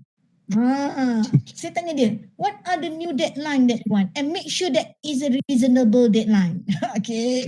He say that, okay, Prof, I want it to be another 1 week. Yeah, but make sure that the quality of the assignment and active learning, your group active learning punya report is tip top. That's me. Okay. It's okay to give opportunity to the student. That is how, and if you're able to catch that, the student will get on board and they will love your class. They will trust any learning methods that you would like to use in your class. Please believe me, try it. Okay. Okay, Prof. Continue. Let us move. Okay, let us move. And some say that our student is ASEAN. Yes, nothing wrong with ASEAN students. They are still students. They are still students, but respect them. Respect them and try to be husnuzon. Okay, why collaborative learning? Because it's improved student learning. Because when you able to do collaborative learning, you have more. Instead of using one head, you have two heads, two lecturers to think and more on how to be creative in producing learning activities and how to help each other to make the learning excited. I did not know all of you. After being an academician almost 26 years since 1995. Sometimes I get bored in my class if I just deliver something using my same PowerPoint, same activities. I need to be excited also as an educator, isn't it? So that's why I will change my activity every semester. I love to explore new things in every semester because I don't want only to make students excited for learning. I want to make sure myself excited as an educator. Okay? Because if not, I will feel bored. And if I feel bored, I just already use 3 hours of my time to focusing on something that I get bored on it. So this is where I think that I should actually produce activities. Dia say, can't imagine ada student Melayu panggil nama lecturer dengan nama je. Ada. It's okay. Tapi lama-lama dia tak lah. It combines strength, share responsibility. That's collaborative teaching. Combine strength. You might have your own strength. Your colleagues also have strength, and you learn from them also. Share responsibility, and you learn from each other. Okay, and spark for innovation.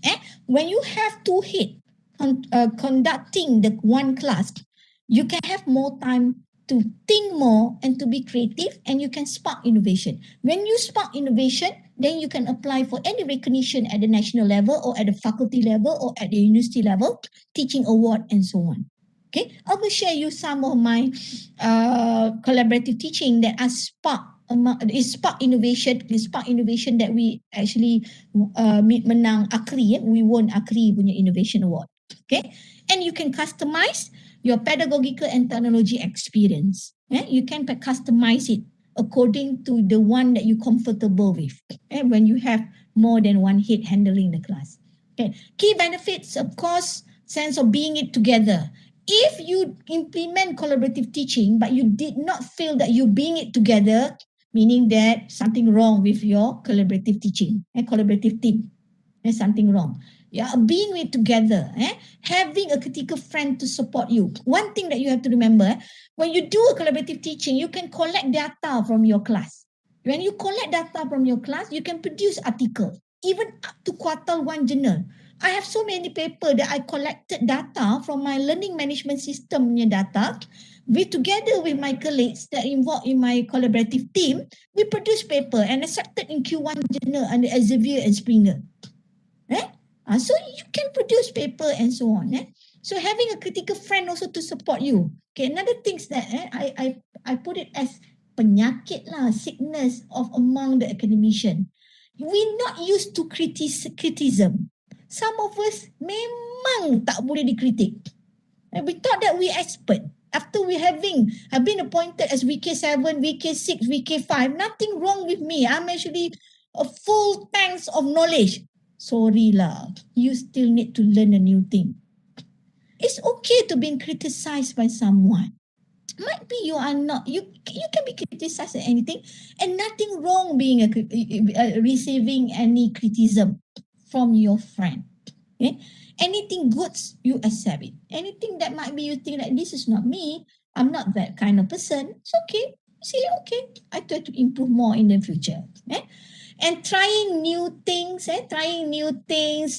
feedback and getting feedback from students and colleagues on their impact. When you do collaborative teaching, you can do research in teaching. When you do it, when you teach alone, you don't have time to do research in teaching. And some of us, we have a different background. Might be some of you that, okay, Pozaida, you can do a research in teaching because you're from education. No, even though you're from engineering, you spend most of your time in teaching. Why not collect data related to teaching and learning in your class, like thermodynamic class, and then you produce a teaching and learning paper based on your paper? Kan?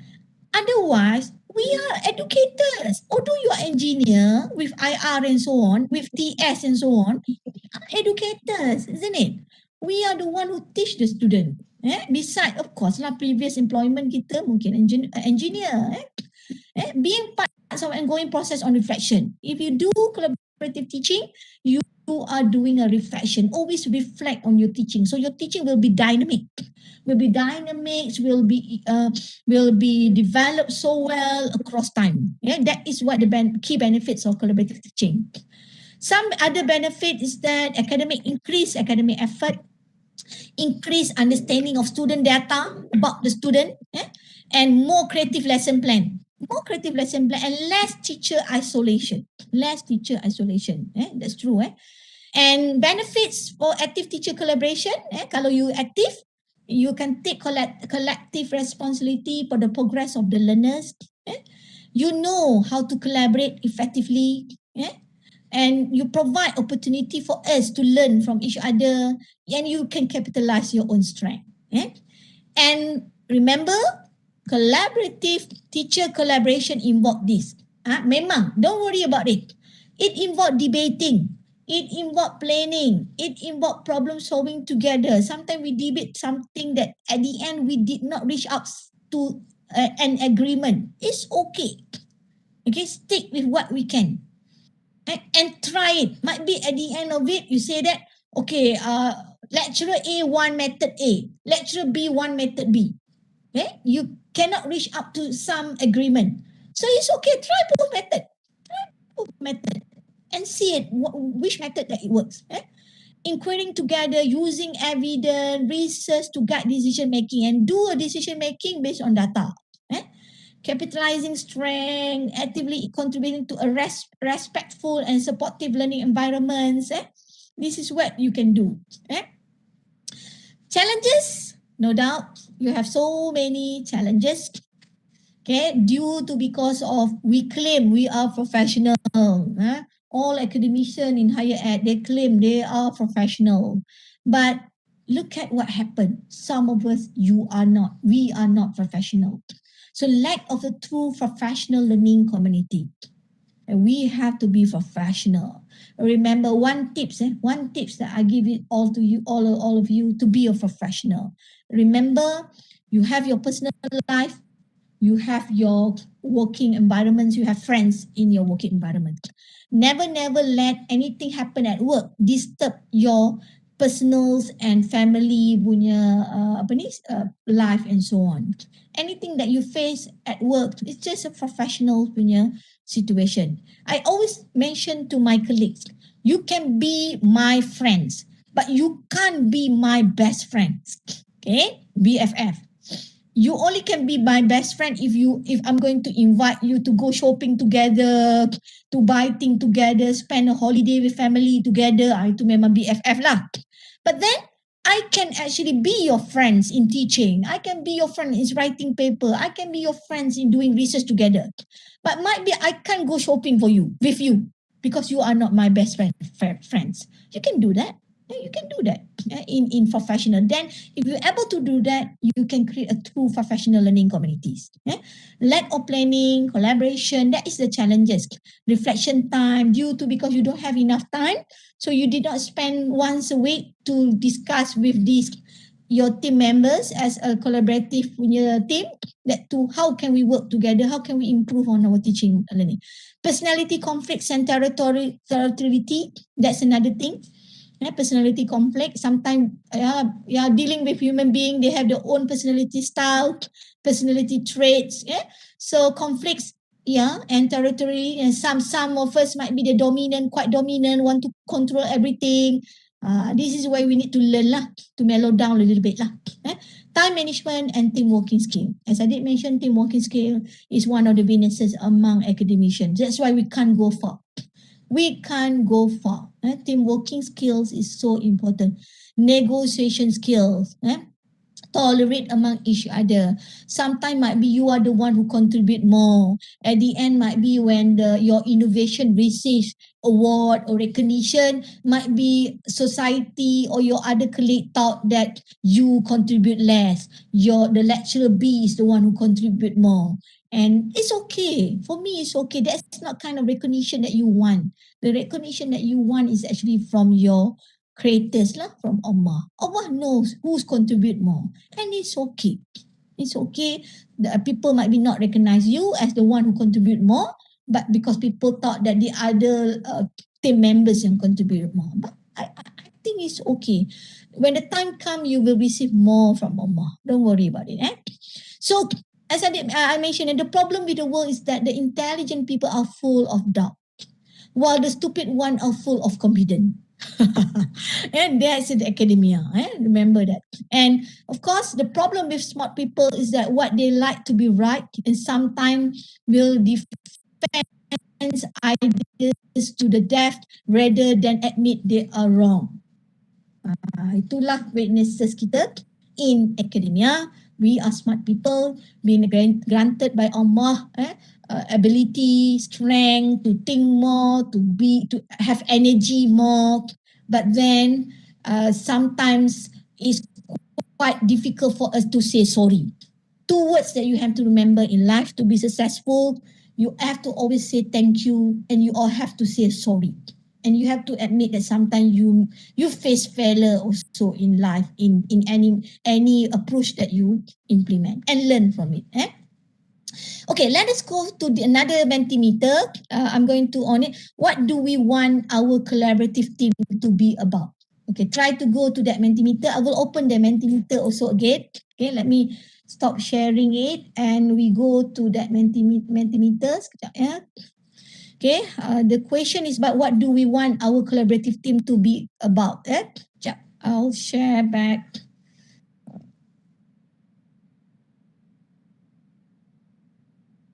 Sekejap.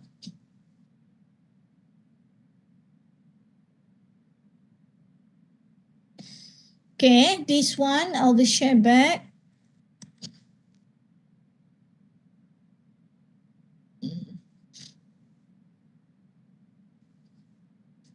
Okay, what do we want our collaborative team to be about? Cuba answer the same numbers. The same numbers, code 80569778. Okay.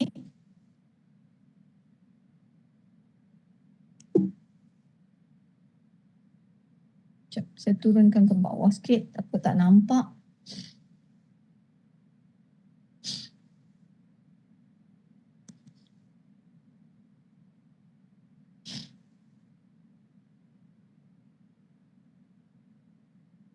I will share the real screen so that kita boleh nampak what is the result.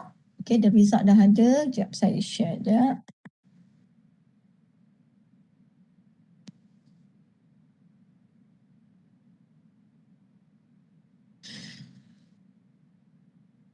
Sekejap.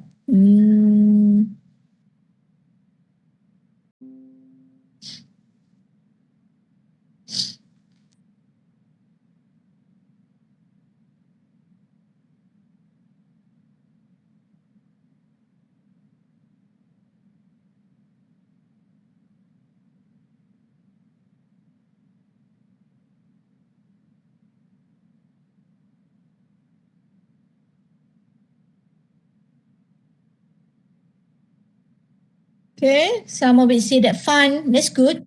Creative, more your overview or putting it as creative.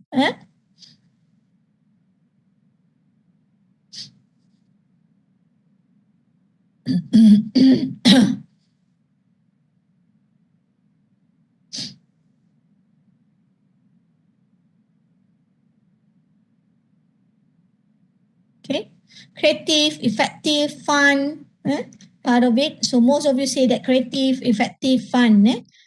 Fun, yeah. Fun is very important.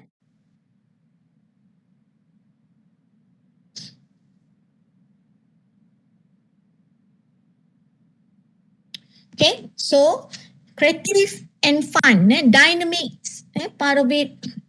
You keep receiving a point.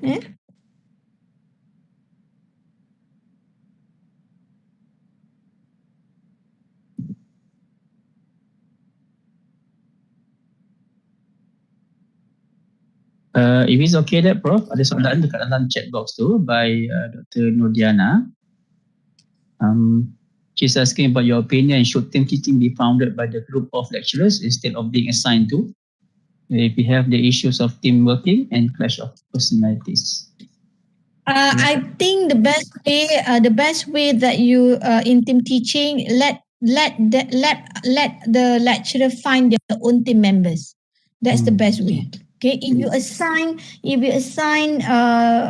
most probably might be personality conflict, because you have to remember we are working with professional and we are working with lecturers who are professional. Sometimes the personality trait is already there. It's difficult for us to change it. And at the age of 40, 45 years old, if you have your own principle of life, sometimes it's so difficult to change it. So it's better that they find their own team members.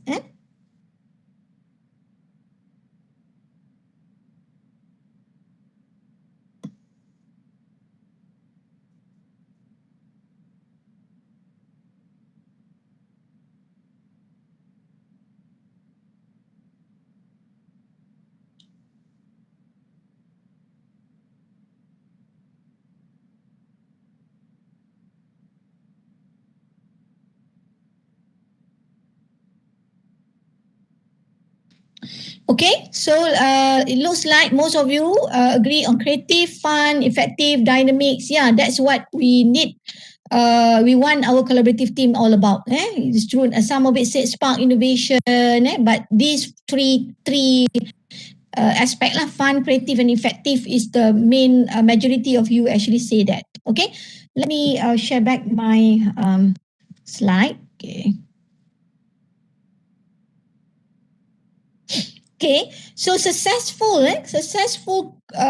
co-teaching, if you look at it, we have to know each other's strengths, skills, and ways of working, and we have to develop shared understanding, okay, and clarifying how to work together effectively. And they need to discuss and think how to work together effectively. Identifying practice that could support them to collaborate, maksudnya try to find practices. If they think that they need to go for training, then they have to go training together, and do something like, I sure is something like team charter. Team charter ni is something like agreement between two members. Okay, so might be for example team charter ni apa yang sebenarnya you agree and disagree. What should be agreed and disagreed together. And to make people trust you, we have to have a courtesy. Talking about courtesy, to make sure that our partner knows what we're going to do on it and so on. Ini memang ada challenges in higher ed lah. What do I mean by that? For example, I give you one situation. Okay. If you might be collaborate with someone as in a collaborative teaching, okay, and then suddenly might be the second lecturer collect data from your class, our class, collect data from our class. Then he might be produce paper from the student data and then publish it. But suddenly you can see that your name is not on the paper.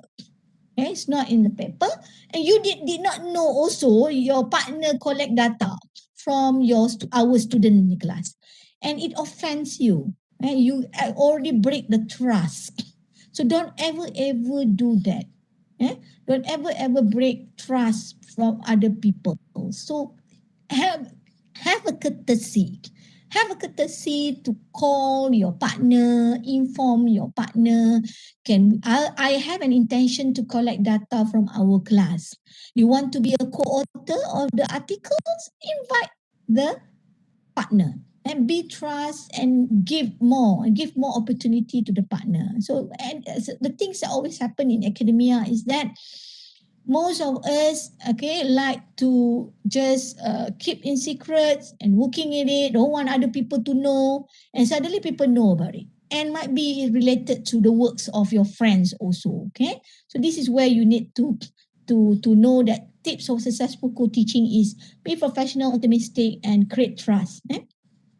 Another key factors is that keeping learners' needs at the center of everything you do.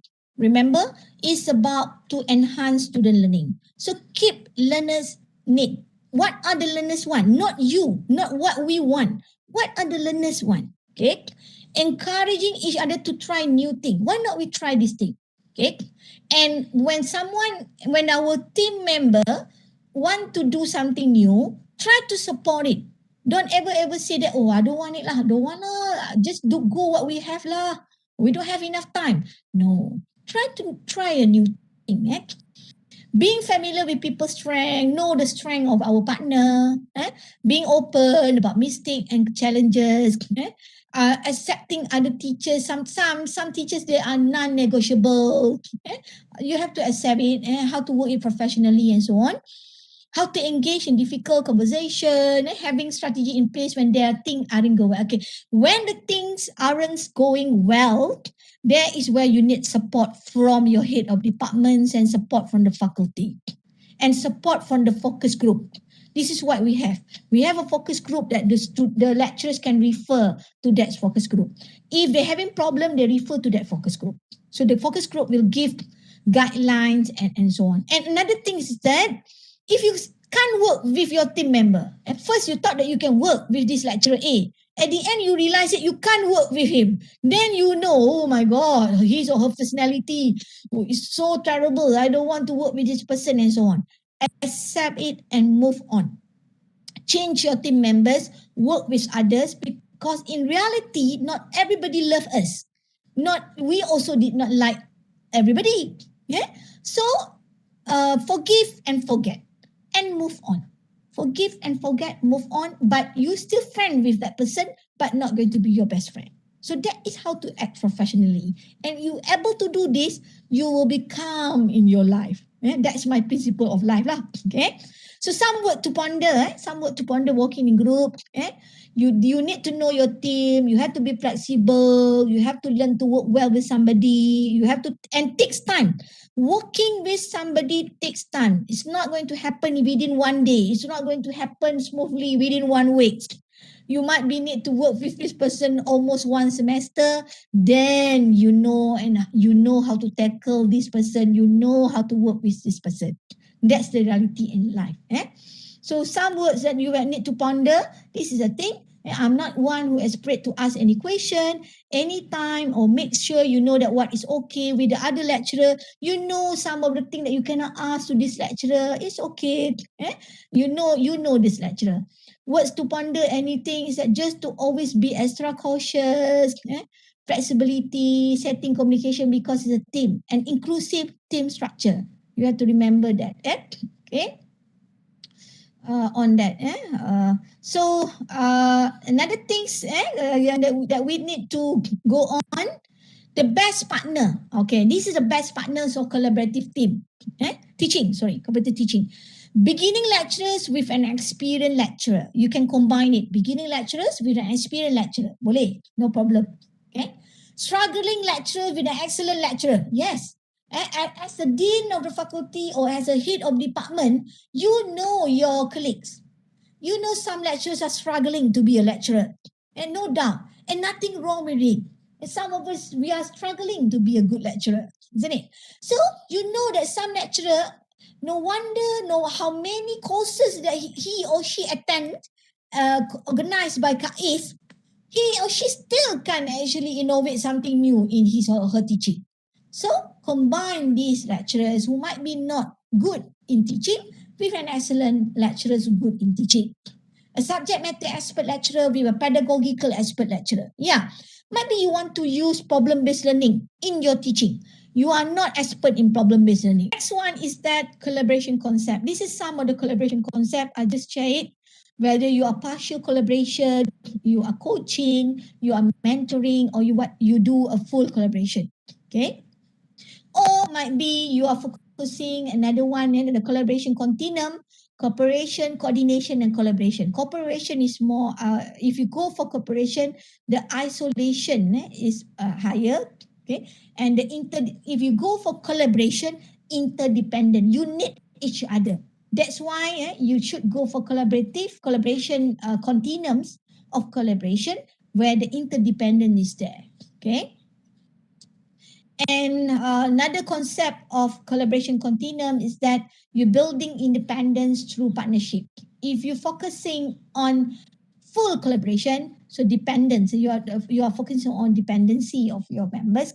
If you are more on mentoring, it's more on independent. This is a part of some information I give it to you because might be if you work you work towards collaborative teaching, might be you decide you might be decide on to produce paper based on your experience in collaborative teaching, then you and if you have a good positive mindset, it will create trust, openness, and sense making, and later on the efficacy in terms of collective values can take place. Okay, so collaborative teaching technology tools, use it. Please remember you have to use a collaborative teaching technology tools nowadays to assist you to collaborate.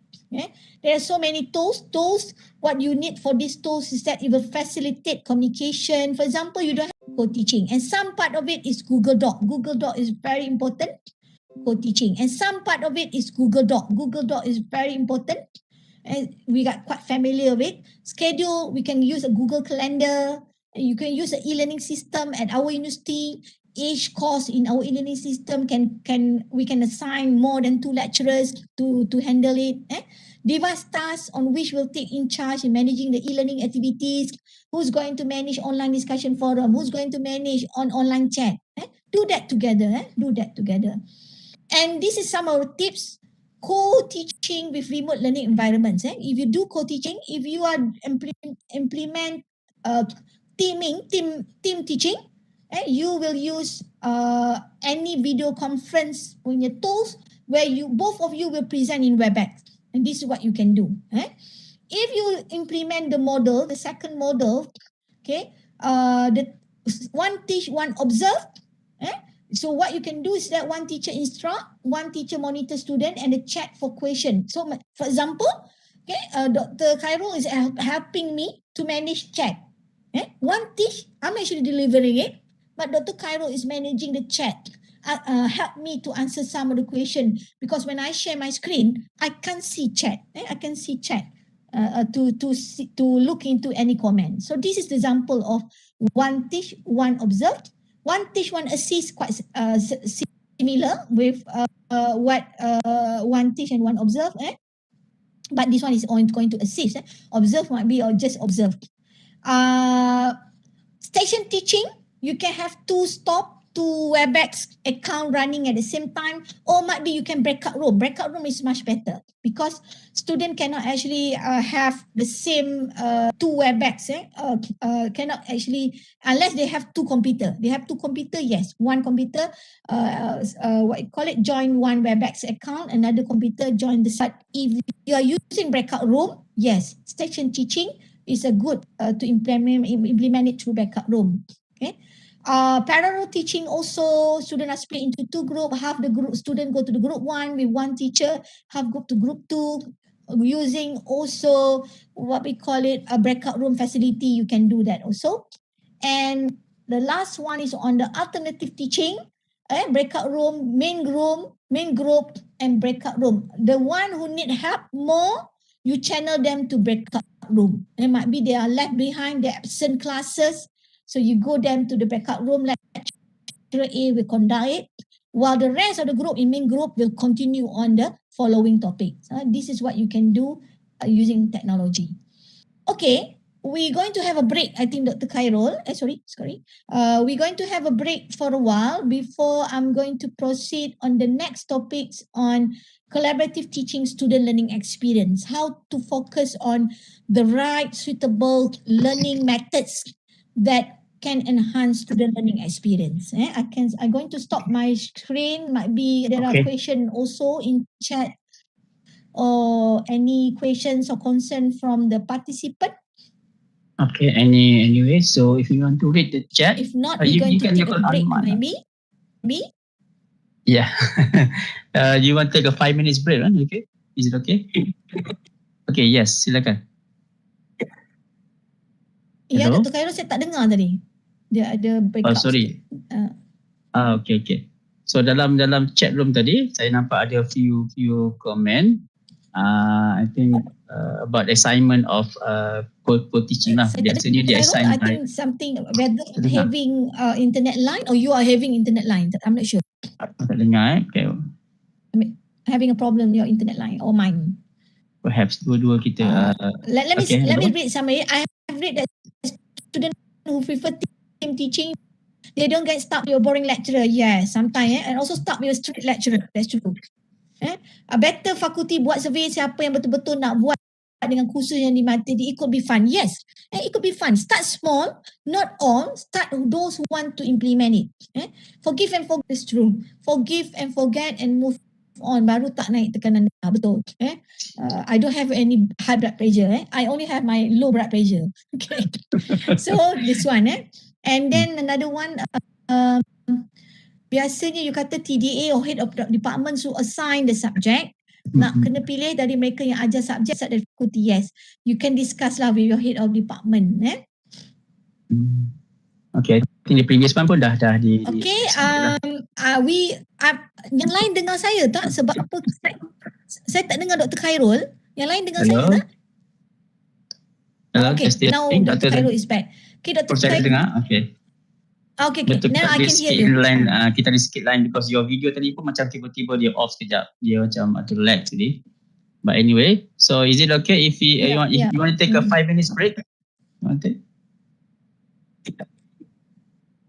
Hello, Prof. Zaida, do you want to take a 5 minutes break? Internet kita agak terganggu sikit lah. Okay, we have going to have 5 minutes break. Okay. 5 minute break. Okay, 5 minute toilet break. Okay, we'll be back in 5 minutes.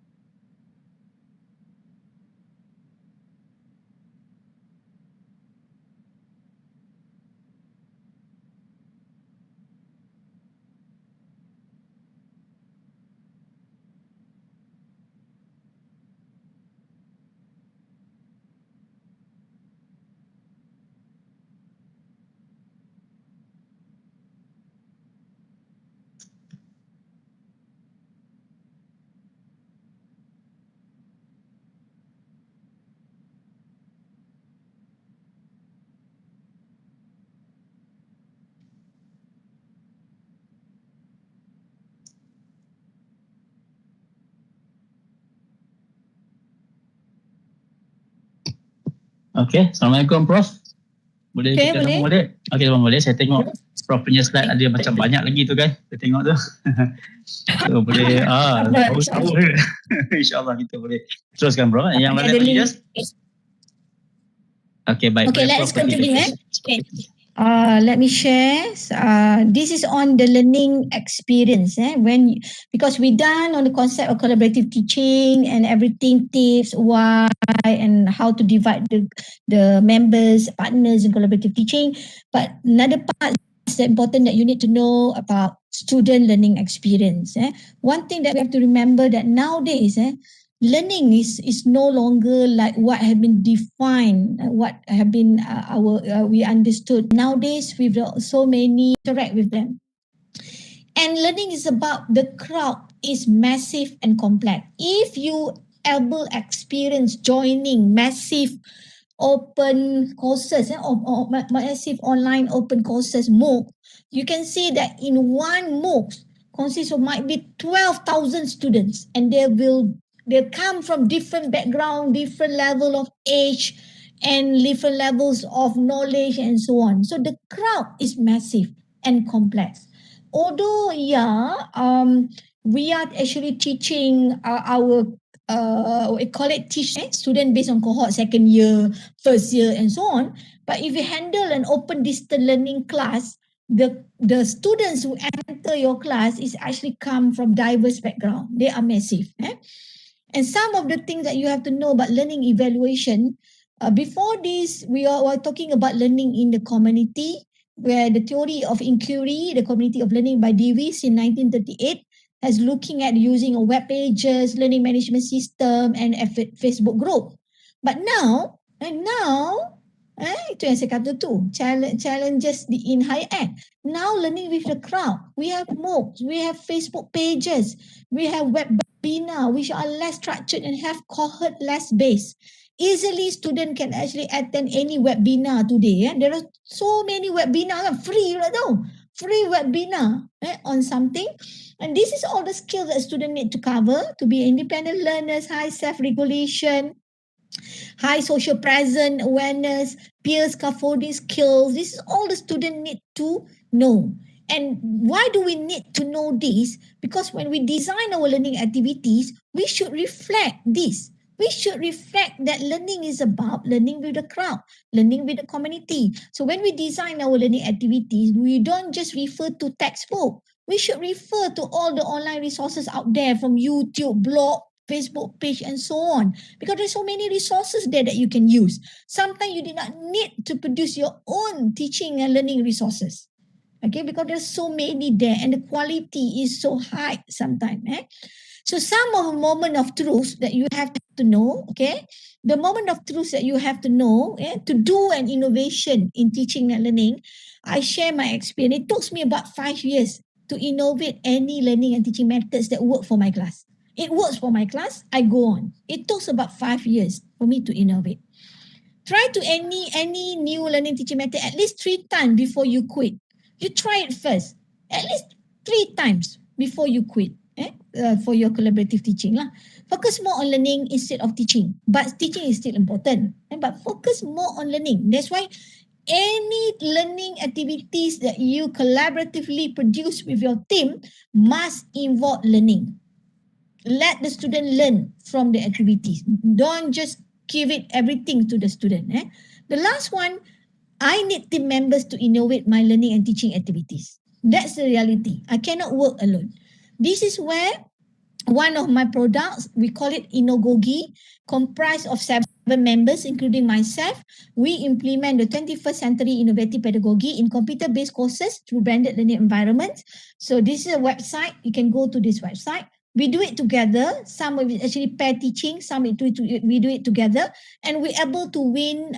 We won ACRI Award, first place, 2019. I can easily work alone, but then I need to work together.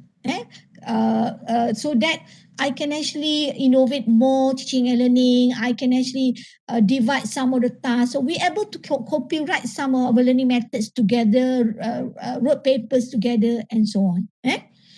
Okay, another things that I would like you to I would like to share to you is that there's so many new tools nowadays. And this is the top 200 tools for learning 2020. There are so many learning tools that some of these tools I did not experience to use it. So use it. And according to this freelance Jane Hart, when 2019 punya tools, kalau kita tengok 2019 the ranking of tools, number satu is YouTube, but Zoom, this is from 2019, this is ranking for 2020. Zoom in 2019 is number 9, but in 2020 Zoom has been up to number 2. Same goes, Google search has been down 1, PowerPoint down 1, but Microsoft Team has been up 6, naik atas. WhatsApp has been up from number 14 to number 10. This is due to because of pandemic COVID-19, because we can't have class face to face, and that's why you can see that. But YouTube is still there because YouTube is a synchronous, the synchronous learning materials that the student can refer.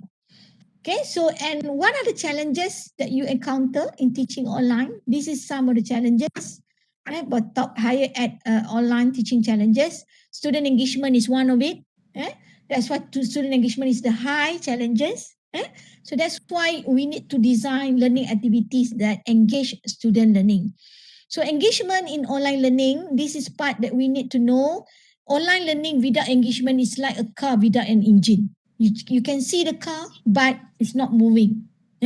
And engagement will involve not only behavior engagement, it will involve cognitive and affective, emotion, motivation. And that's why actually, when you deliver some instructions, some activity to the student, you must be passionate.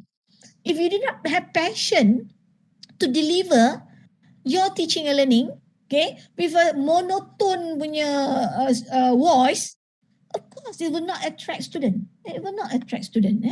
So how to engage? How to engage actually?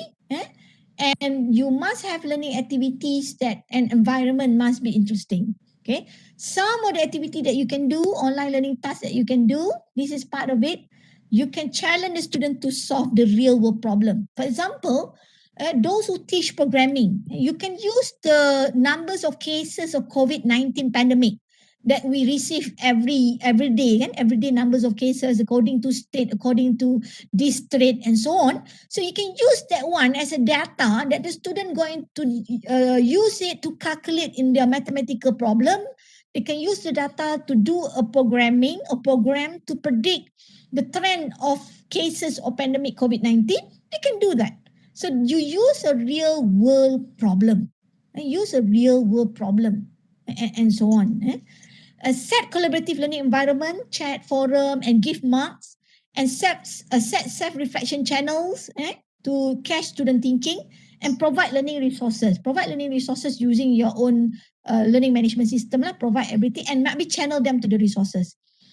And self-paced learning and PowerPoint with narration. Prepare a PowerPoint sometime with narration so that easily they can see it, or maybe you can record your WebEx session, give it to the student, and that's part of the things that you can give it to the student. So when you're going to filming, recording, and editing your online course, there are so many software you can use. This is part of the software that easily you can use it using iPhone, Camtasia, Facebook Live. Using iPhone, no need to prepare a high quality video recording. Low recording, okay. iPhone pun dah high ni quality. Google Video Hangout, Zoom, StreamYard, Loom, use that. It's so easy to use it and provide it. And self-learning materials that you can use. This is part of it, because you have to prepare resources.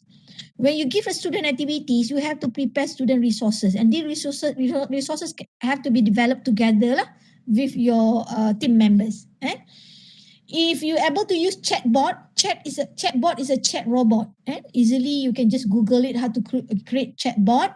Chatbot is meaning that some of the question will be answered automatically by the chat robot. Simple FAQ questions. So this is part of self-learning material that you can use. And if you go collaborative teaching online totally, You have to know the cycles of it. This is part of planning for 1 hour lesson and suggestion that you can use if you delivered activities that engage student learning that you can do together with your colleagues as a collaborators in your collaborative teaching, because everything here you have to prepare the activities. I'll give you one example that I did in my class. I prepare a class agenda. When I teach online together with my colleagues, I prepare a class agenda. So this is my class agenda. How many minutes to concentrate it, how many breaks, how 10 minutes break, and I give homework to my student. This is how I design it. And this class is at night, malam. This is another. Then I use tools like Kahoot, and because of the games kat sini, Kahoot games on T-Packs.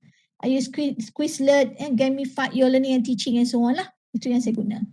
Another example of my class agenda. And why do I need this class agenda? So that my class will be structured. And I'm using pedagogy learning activities designed together with my colleagues lah. And then this is what, and homework. So they know that this is their class agenda. So they're going to be prepared, and I give it 1 week before the class start, so that they know that how many parts of learning that we have. And I use a breakout room. I use also some breakout rooms that you can use in Zoom or WebEx. WebEx ada breakout room, boleh guna, and Zoom.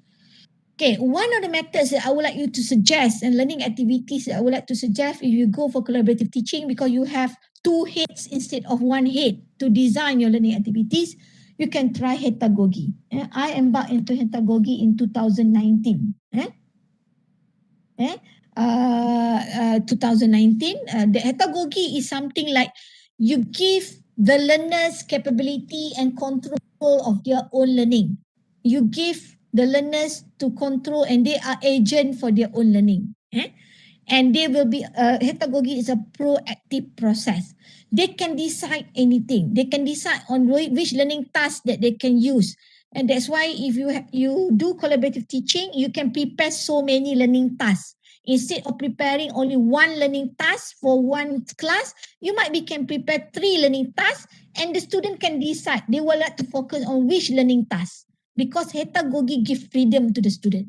And these 3 learning tasks might be focused on same course learning outcome and same topic, because you have 2 heads instead of 1 head and collaborative teaching. So you can prepare more activities as a learning activity bank for you. Some principle of pedagogy, and this is some principle, right? Self-determined learning. Pedagogy is about self-determined learning. The learners determine their own learning.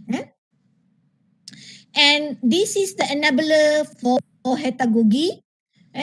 Because if you're able to do pedagogy in your class, it will focus on personalized learning to the students. Social media is an enabler. Flipped classroom concept is an enabler for pedagogy.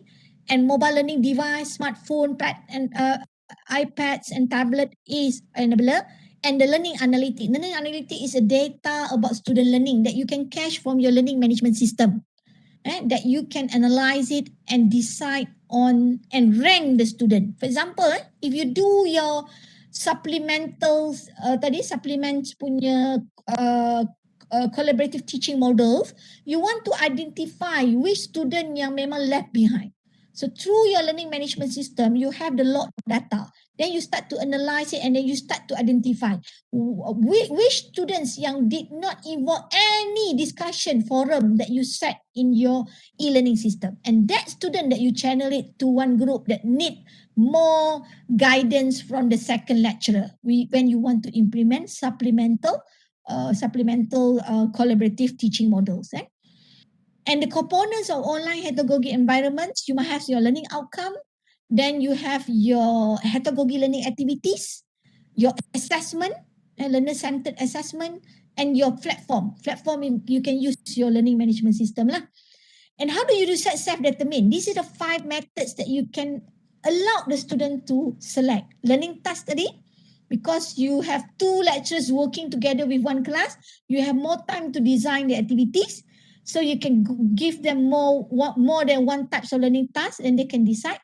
Time duration for them to finish the project. Assessment method, they can decide whether they will be measured or assessed through quiz, through presentation, might be through reflection. I allow my student to decide on assessment. The topic to be learned and team members for the student.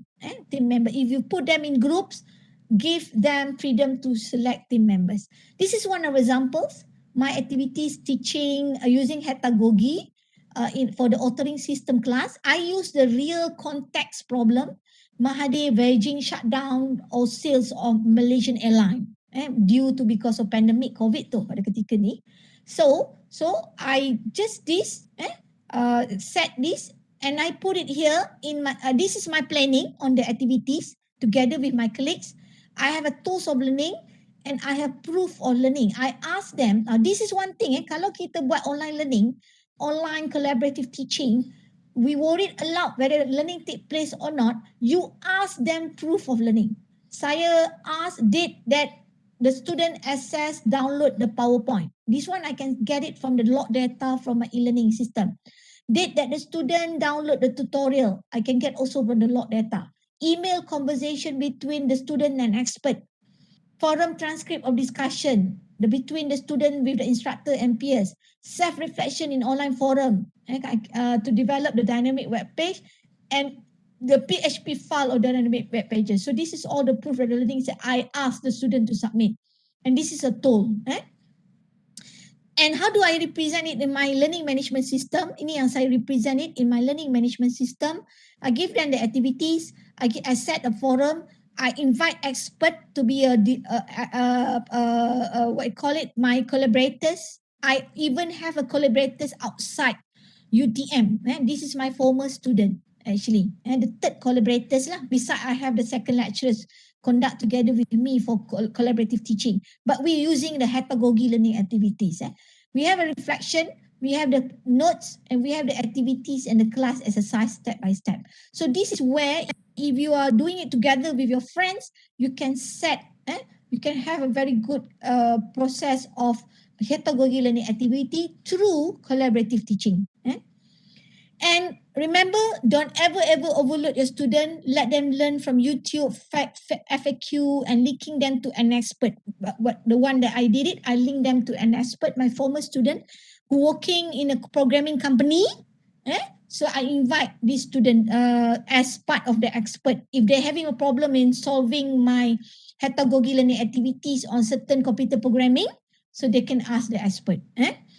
So another method that I suggest for you is peer teaching, which is actually pedagogy for the class activities, pedagogy activities for your student. Work together with your collaborative team members and design a pedagogy learning activities for the students. So pedagogy, this is why we need pedagogy, because when you ask the student to teach other student, that's the right way of learning, because students learning is actually learning. The best way for learning is by socializing. When you socialize with someone, you will learn more compared to people will teach what you call it, compared to you read from the notes. So you have a discussion with your friends and the student. When they have a discussion with their peers, they will learn more. So design activities that focus on pedagogy. And pedagogy involve group work. So my advice is that the activities that you should design for your class together with your collaborators in the collaborative teaching, which regardless of which collaborative teaching model that you use, but you must design the learning activities. I decide and I suggest to you that you use the learning activities that reflect either pedagogy, either pedagogy, and put them in work, put them in group works to solve the problem. And 5 working principle of pedagogy, this is the principle of it. Principles of pedagogy. And the student need to know, and learning is distributed, not linear. Meta learning, peers have a different but equal perspective in learning. Realize the dream. If you can, then move on, and decentralize learning. And use tools. I use some of the tools in to help me to give the student the pedagogical learning activities. And this is an example, my pedagogy learning activities. I ask the student to browse the internet, search any sample or questionnaire that they will use in programming, to learn programming in my class. Okay, and I will validate the questionnaire later on and so on. Teaching programming, but they will have to develop online survey using simple programming language. So I ask them to find the questionnaire. Instead of I'm going to give them questionnaire to use it as example to produce online survey using certain language in programming, but I ask them to find their own questionnaire. Itu maksudnya. This is how do I put it in my e-learning system. I divide it into section and I give it notes. And this note is prepared by my second collaborators, the other lecturers. I don't have time to prepare notes. So my collaborators in collaborative teaching too, they prepare the notes and so on. And this is one of the examples where I can get the reflection from the student and so on. And use Google Slide. I use Google Slide to identify student learning. I set as Google Slide. I put it as here class activity. Everybody must contribute. So each slide here is belong to each student. This is belong to the student named Aida Liza Chua. So they need to edit here. They need to put here what the things that they have learned, because I ask here, you need to draw or write what have been you learned from note 1, 2, and 3 at point, okay? And at also point that you did not understand from my teaching and my friends, and they need to put it here. From this, okay, my collaborators also can get the data and we can adjust our teaching and learning methods and activity for the rest of it. Okay, so use Google Slide to identify student learning. And use collaborative learning. I'm not going to detail out about collaborative learning, but the one that I would like to concentrate is that the methods in the collaborative learning, and there are so many methods group activities. This is informal collaborative learning. So many methods. I've been trying 5 methods. Saya pernah guna, I have been used brainstorm, note-taking pair, in-class team, think pair share pun pernah. Another one is this one, 2-minute paper. Very interesting methods that you can use in class. And informal collaborative learning, so simple. You and your partner can design it for your student. But the one that's really serious is about formal collaborative learning, Jigsaw. I experienced using Jigsaw. Jigsaw need more than one instructor. If you use collaborative teaching, reflect the station teaching, collaborative teaching model. But the activity is a team, game and tournament. Remember, jangan confuse.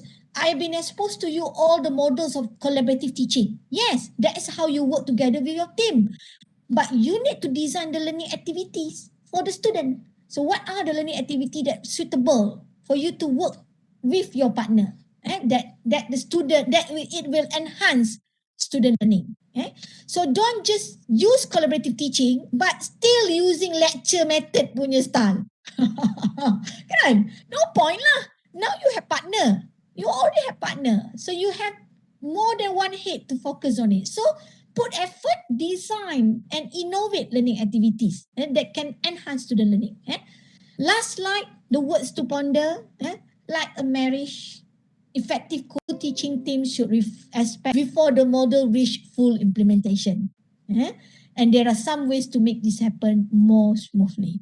And remember also, might be you implement co-teaching, might be you have best friend.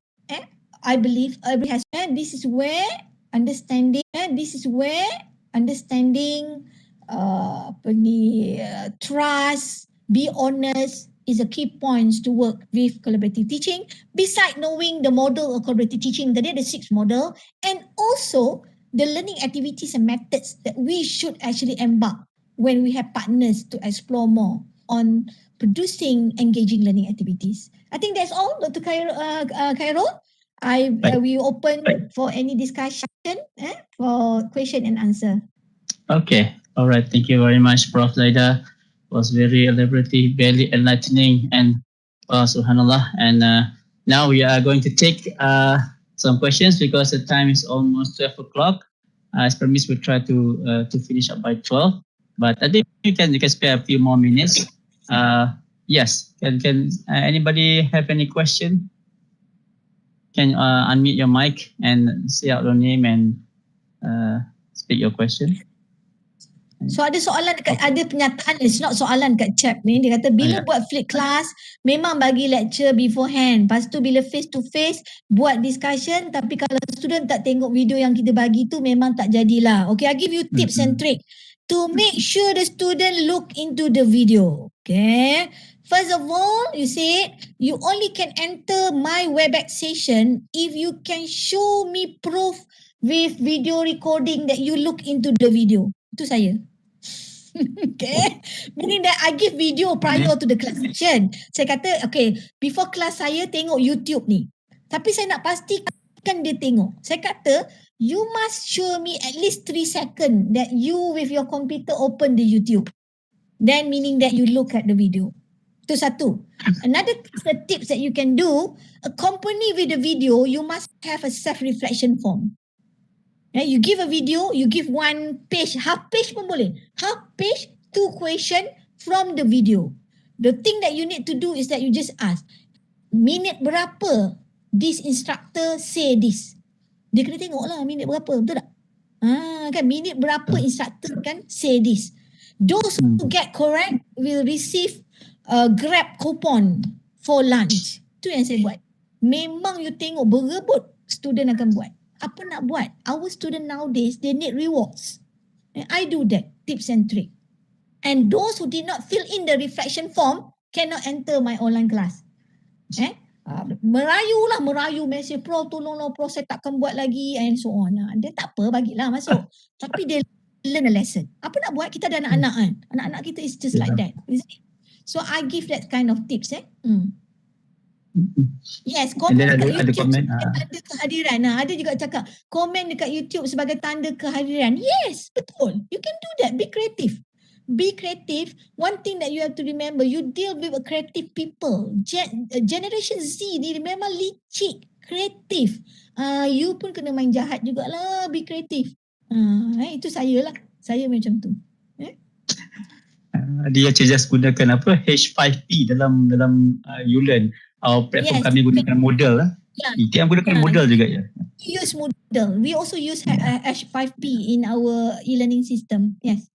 Okay, that's a suggestion by Dr. Hidayah. Bagi assignment berkaitan video. Yes, you can do that. Assignment related to that video. Yes, you can do that. To engage student in learning. Be creative lah. Katanya saya, work. Anything. As long as work, you excited. Tu je. Saya, anything that excited, I go for it. Okay, baik. Ada siapa-siapa lagi nak bertanya sebelum kita wrap our session? And then maybe before kita wrap, maybe Prof. Zaitun want to give a few last advice before kita. So sebelum tu ada apa-apa soalan daripada crowd, silakan. Boleh type di bawah. Okay, masa pun sudah lepas pukul 12 kita pun tak nak ambil too much time of your Prof. Beri masa ada banyak. Dia pun agak quite a busy person, so we like to try to follow the educative schedule. So siapa lagi, ada apa-apa lagi nak tanya? Boleh saya dapatkan kalau ada apa-apa? Okay, so I also receive some, I also have a quick survey form tadi, saya sempat buat tadi sebelum ni, and then saya dapat lebih kurang 35 response lah. Kalau saya nak share dengan Prof, mungkin dia kata kebanyakannya just semua positif. Dia kata invite more people like Prof Zaitun, very frank dia kata. And then co-teaching, and then dia bagi contoh, bagi if possible bagi contoh kaedah PNP, but maybe this another session lah. Dia kata it's too short, maybe we need some more time untuk deliberate banyak-banyak yang tadi agak laju tadi kan. But very interesting. Boleh short. So okay, I think the 66 slides itu full of information and very packed full macam satu buku boleh buat tu tadi tu. So okay, so insyaallah kalau katakan more detail, maybe perhaps in the future kita boleh panggil Prof lagi untuk for other session lah. Okay, so before we end, ada apa-apa lagi dia? Ada apa-apa nak tanya? Ya saya, go ahead. Salam. Ayo. Anda kata Kita putus. saya ke? You want? Okay. Tak ada soalan kan? Macam ada soalan Tak ada. soalan Saya tak pun dengar. suara yang agak lagging tadi. Okay, tak apa. Okay. So macam tu. So last- before Okay, last remarks for me. Okay, remember, teaching is about experimenting. You experiment in anything. Don't worry about it. Some of us might be you are not education background. You worried a lot. You say that nanti kalau saya share this method, Prof, might be some of people from education they criticize me. For me, if people from education criticize your teaching and learning method, meaning that that person did not understand very well about teaching and learning. Teaching is about arts of teaching. Teaching ada arts. They are the unique arts, and it actually tied together with your experience. Sometimes you face difficulty, you face excited moments. Sometimes you might be frustrated with your own teaching. Yes, I face it also. But design it as much as you can, do innovation in teaching and learning, produce paper, because having teaching one subject, if you taught one subject almost 25 years, might be something new that why you are the one who expert in teaching that subject. Unless you're using the same PowerPoint for that 25 years. Oh my God. Don't do that. Change it. Yes. My PowerPoint keep changing every semester. Because as I did mention to you, I don't want to make myself bored. Not the student. I myself might be, I need to be excited also for my own teaching. So I need to add new info. I need to design my PowerPoint with new background, new notes, using Padlet, using Mentimeter and so on, so that I can get excited for my own teaching. If I'm going to be excited, I will create a positive charge around the teaching and learning environment, and the student should be excited. That is the key point. So please keep forward and innovate anything. And I think UTEM should be lucky enough that you have KAIS who initiate this kind of sharing session. Because I still remember during my time, we don't have this kind of sharing session. We kata orang dulu memang cuba jaya je lah. Mana yang jalan, and then we do it. So now some of our friends has been shared some of the methods, tips. Why not use it? And if the thing is not it works, then you use it, but try it at least 3 times. Then you decide you don't want to use it. Okay. That's all I think, Dr. Khairul. Thank you very much to all the colleagues and KAIS and PM Dr. Jaria and also Dr. Khairul for inviting me for this session. Thank you very much. And sekali lagi silap kekurangan, mohon maaf. Okay. Thank you. But also, we also would like to thank to another Deputy Director, PM Dr. Mariam. She also the director from FAIS, and she actually the planning for this has been planned since last year, and she also want to recommend from Prof. Zaitun juga lah. Okay, so kalau tak ada apa-apa lagi, thank you very much for the very inspiring, very enlightening, very informative talk by Prof. Zaitun. And we, on behalf of KAIS and behalf of all the staff at UTEM, we'd like to thank you so much for giving, despite your busy schedule, you are putting your time also to enlighten us, to teach us, and to in this subject matter. So inshallah, so before we close our session, we really appreciate you being there, and we have our Facebook page and YouTube channel to subscribe. If you have further comment, please feel free to drop to the short survey form that I have put up in the chat room. If Prof want to see also the comment, I can share you later on what are the comments of the participants. If you like to, okay, inshallah, sure. And before we end, we would like to have a very short photo ops. Is it okay? So can everyone or almost everyone who yang tak shy cat tu boleh boleh turn on your camera, and Syam boleh ready to capture the screen, and you have a quick photo session. Dah stretching tadi Stretching Dr. kan tadi dah buat video stretching tadi kan. Dah segar bugar balik. Dr. Zulizman. Tadi yang kata tadi ada mention your comment tadi from Aussie punya lecturer pun very informal juga Yes. Kat US memang US memang lecturer dia memang very memang US is very informal kan Dr. Khairul. Very informal. I remember my lecturer di belakang I love it. Dia pakai style Mickey Mouse dia. Yeah, very good. Kalau sama lecturer the class never cancel in US. Yeah, never cancel. Never cancel, betul. Ya, never cancel in US. That's a bit. Okay, so Syam boleh saya ada seorang Ya, saya ada seorang profesor, kami tahu dia accident. Dia datang dengan nurse dalam kelas. Ya, Okay, so kaki Syam dia boleh? patah, dia datang dan nurse bawa dalam masuk kelas. La haula wala quwwata illa billah. Okay. Syam boleh take picture? 1,